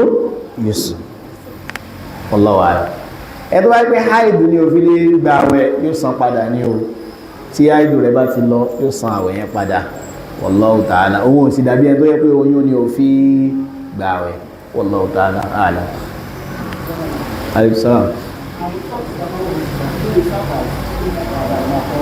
Àwọn socks wà rí ìyapa inú wà ń bẹ àwọn socks tá a máa ń wọ̀ ǹjẹ́ ó lè serve as yẹ́ bí khuf tó jẹ́ wípé a kàn palẹ̀ ní bá a ṣe máa pa kí ní ká mọ̀ wọ́ rárá ẹ̀rọ ẹ̀ kàn mú ọwọ́ méjèèjì báyìí tó wet ẹ̀ fi pa méjèèjì lẹ́ẹ̀kan náà ẹ̀ fi pa àti ọ̀tún àtòsí láti wájú rẹ̀ just the surface báyìí ẹ̀ fi pa lẹ́ẹ̀kan náà báyìí but méjèèjì lẹ́ẹ̀kan náà kí ni ìdí because gbogbo tó máa ní ká pa ẹ̀kan náà la máa ń ṣe so yí báyìí ìyẹn ló correct àwọn míì ní ẹ̀rá gbogbo tó bá ti tàjá záà tó bá ti pé méjì ẹ̀rọ kọ̀ọ̀kan la máa ń ṣe pé so ó pé méjì èyí tẹ́ ẹ bá gàn lábàánú méjèèjì ká palẹ̀ ẹ̀kan náà yẹn làwọn máa ń ṣe so yí ó palẹ̀ ẹ̀kan náà ǹjẹ́ sọ́ọ̀tì wá dúró gẹ́gẹ́ bẹ́ẹ̀ tó bá satisfy àwọn condition mẹ́ta tá a fẹ́ sọ yìí alákọ̀ọ́kọ́ ó kọjá kókósẹ̀ sókè kìí sáwọn ìtànṣe sí tó yẹ pé tẹ bá fẹ́ wọ sí ṣù ó wà below the ankle ò lè pa o orí wáyé lórí láàkọ́ bí mìíràn náà lẹ́yìn náà kò ti ya gbára délẹ́wò pé wọ́n lè sísọ́ọ̀tì wà lérí kìí ṣe kó lu tó bá lu òṣèlé pa àlùmọ́mí tó tẹ̀mí à ní lílu tó lè pa ní pé kó fún àwọn sàábí wọ́n fi rìn desert lázìm ní pé ṣe tó lu wọ́n sì ń pa target ẹ̀ so tó bá lu tí ò bá ti lu ju bí coin ó tún ju coin lọ díẹ̀ bí coin méjì bí nǹkan kan bẹ́ẹ̀ ó sì lè pa so ilẹ̀ àmọ́ wọn náà mọ̀ pé kò ní abẹ́ kankan mọ́ ṣe máa ń sọ pé rò pé wá òkè yẹn kò ní abẹ́ kankan ó wá tó kí ló fẹ́ pa so ò lè pa yẹn so yé wa so condition then ẹlẹ́kẹta tó satisfy condition pípa condition kan pé kò lálù àlàkó tó di pé owó socks ẹ̀ wò ẹlmọ́ ìdàgbà but kásọ̀ ẹgbẹ́ kejì náà àwọn kan ló lè pa bẹ́ẹ̀ yẹn tó bá ní istishfaf tó bá wà transparent so yé báyìí tó bá wà transparent omi ìgbé tó wà extremely onírékọ̀ ó ti wà tú fẹ́lẹ́ jù àwọn kan sọ yẹn but nínú àwọn ọlọ́lá èèyàn afá ńláńlá àwọn ẹni yìí ni wọ́n sì sọ nínú àwọn afá asúrùwà tí wọ́n lọ láìpẹ́ ìfẹ́ kó tí wọ́n gbà tẹ́lẹ̀ ọmọ opinion wọn kálọ̀ ọmọ ọmọ máa gbọ́ tí wọ́n nígbà tí mo kí n má kúlẹ̀ kó tí wọ́n àwọn náà sọ bẹ́ẹ̀ wallahu alam ìdákejì ẹni pé àwọn socks wà yìí náà ṣe kí ni wọlé except in tó bá ti wà extremely wallahu alam. Last question.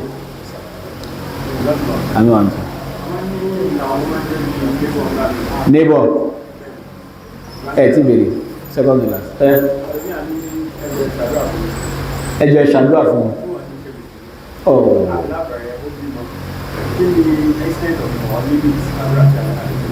Àwọn olóyìn ìgbàdúrà ìlú ẹni tí ìṣe mùsùlùmí tó wà ní ẹ̀ṣàdúrà fún òótọ́. Abdullahi bin Umar radiyallahu anhuma kama akhraja al-Imam Bukhari fi al-Mufrad ó lọ́kùnrin kan yẹ̀wù nasọ́rọ̀ ní ó wá rò pé mùsùlùmí ó wá ní assalamu alaikum ìyẹn náà wà dára pé wa alaikum salam ó bá lọ wọ́n bá sọ wọ́n pé ó kàn wí sí sálámà kìí ṣe mùsùlùmí ibùn wọn bá lé lọ bọ́sí bíbá ṣe mùsùlùmí lé àlúlẹ̀ ó yí ṣe mùsùlùmí bá gbé sálámà ní ìyànà àbúrò kọ́ bá gbé lọ ní Allahumma ọlọ́run bá ń lékún lówó bá ń lékún lọ́lá bá ń fún lọ́mọ bá ń ṣe nǹkan sálámà ò tọ́ sí ọ obìnrin ẹti kẹ́kọ̀ọ́ mẹ́rin pé àdúrà táwọn ṣe fún àdúrà pé ọlọ́run wo ọmọ yìí ọlọ́run dá sí ọlọ́run ṣe ní alọ́gbà ẹ̀kọ́ ọmọ ọlọ́run wò ọlọ́run fún ní oore tó tóbi jù téèyàn máa ní láyé bẹ́ẹ̀ tí mọ́sàdọ̀ kẹfẹ́ yìí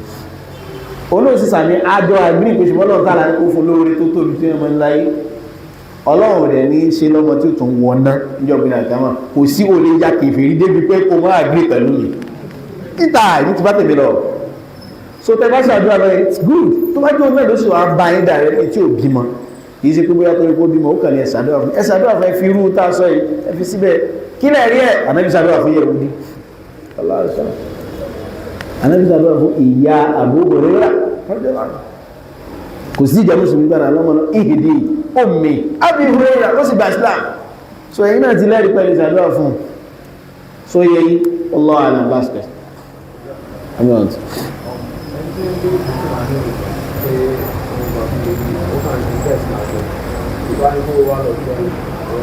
ṣánlẹ̀ bá fà ṣe mistake àbí ọlọ́run jẹ́ orí ṣẹlẹ̀ sí yàn ẹni tó lọ mo ti rí brọ́dà kan rí mi ò kàn mú kàn mọ́ pẹ̀lú ọ̀run gbàgbà táwọn skul èyí sì rí báyìí pé brọ́dà kí ló ṣẹlẹ̀ so kò lè sọ mítà wá sọ pé òun ní káńsà ni so nínú àwọn abẹ́rẹ́ tán fún irùngbọ̀n rẹ̀ tí wọ́n gbọ̀n bọ́lẹ̀ ọlọ́run kò ṣọwọ́ bẹ̀ wọ́n lẹ́ni tó lọ lé lọ́bà kan ṣèṣì fa irùngbọ̀n rẹ̀ yóò kọ́ dabẹ̀ ẹ̀rú náà ó ti kó bábílá ní àwọn èèyàn míì ẹ̀wọ̀n pé ọlọ́run ní yóò ṣẹlẹ̀ sí mi o sẹ́wọ̀n pé èèyàn ní wálkọ̀ àwẹ́wọ̀n ẹnì kó rà bọ́ sápò ẹ̀ pé ó fa ọlọ́run ní yóò ṣẹlẹ̀ sí mi ò ní ṣẹlẹ̀ sẹ́yìn náà so tó bá sẹ́wọ̀n pé ní ẹni tó kó báyàn èyí wọ́dọ̀ sùn tí ẹ̀bá olóògùn náà lọ lé bábà sún náà wallahi wọ́n fẹ́ ìfẹ́ sọ because business ni ó ní aspect ẹ̀sìn àmọ́ ìmọ̀ bóyá ọlọ́run yọ̀ǹda níbi aspect tẹ̀sìn yẹn so ẹ wá lé bábà sún náà so yí báyìí ó wà náà kò sí next question so ẹni tí wọ́n ṣẹ̀ṣẹ̀ ń yọ tí ẹ ṣẹ̀ṣẹ̀ ń yọ náà wá fa kò tí ì ṣe dáadáa àtẹni tó ti kọ àtẹni tó ṣẹ̀ ń yọ mistake náà ni ó ṣẹ̀ṣẹ̀ ń yọ ẹ̀wọ̀n àgbọ̀dọ̀ fa àbí àgbọ̀dọ̀ fa ó sì pọ̀ náà àgbọ̀dọ̀ fa so gbogbo ẹ̀kọ́ ọ̀tá kátà nù nígbà tí kò máa máa ó kó sọ́ndà rabbana la tu'akhidhna in nasina aw akhta'na àmọ́ ó jí ààrẹ lọ́dọ̀ tí wà pé àwọn ẹ̀gbọ́n gan yìí sáà wá lẹ́rìí ká sọ bẹ́ẹ̀ kárí ọ̀ká sọ bẹ́ẹ̀ gẹ́gẹ́ bí àdísì Sùlẹ́yìn àwa lẹ́rìí tí ló fi sàlàyé fún wa pé ìsàbíà wàláì orí ó lè rí o lóòtọ́ àwọn ọkọ̀ ní houston dánù sí ọ á sì bí ọ kí ló ṣẹlẹ̀ kí ló dé wá sàlàyé fún wa pé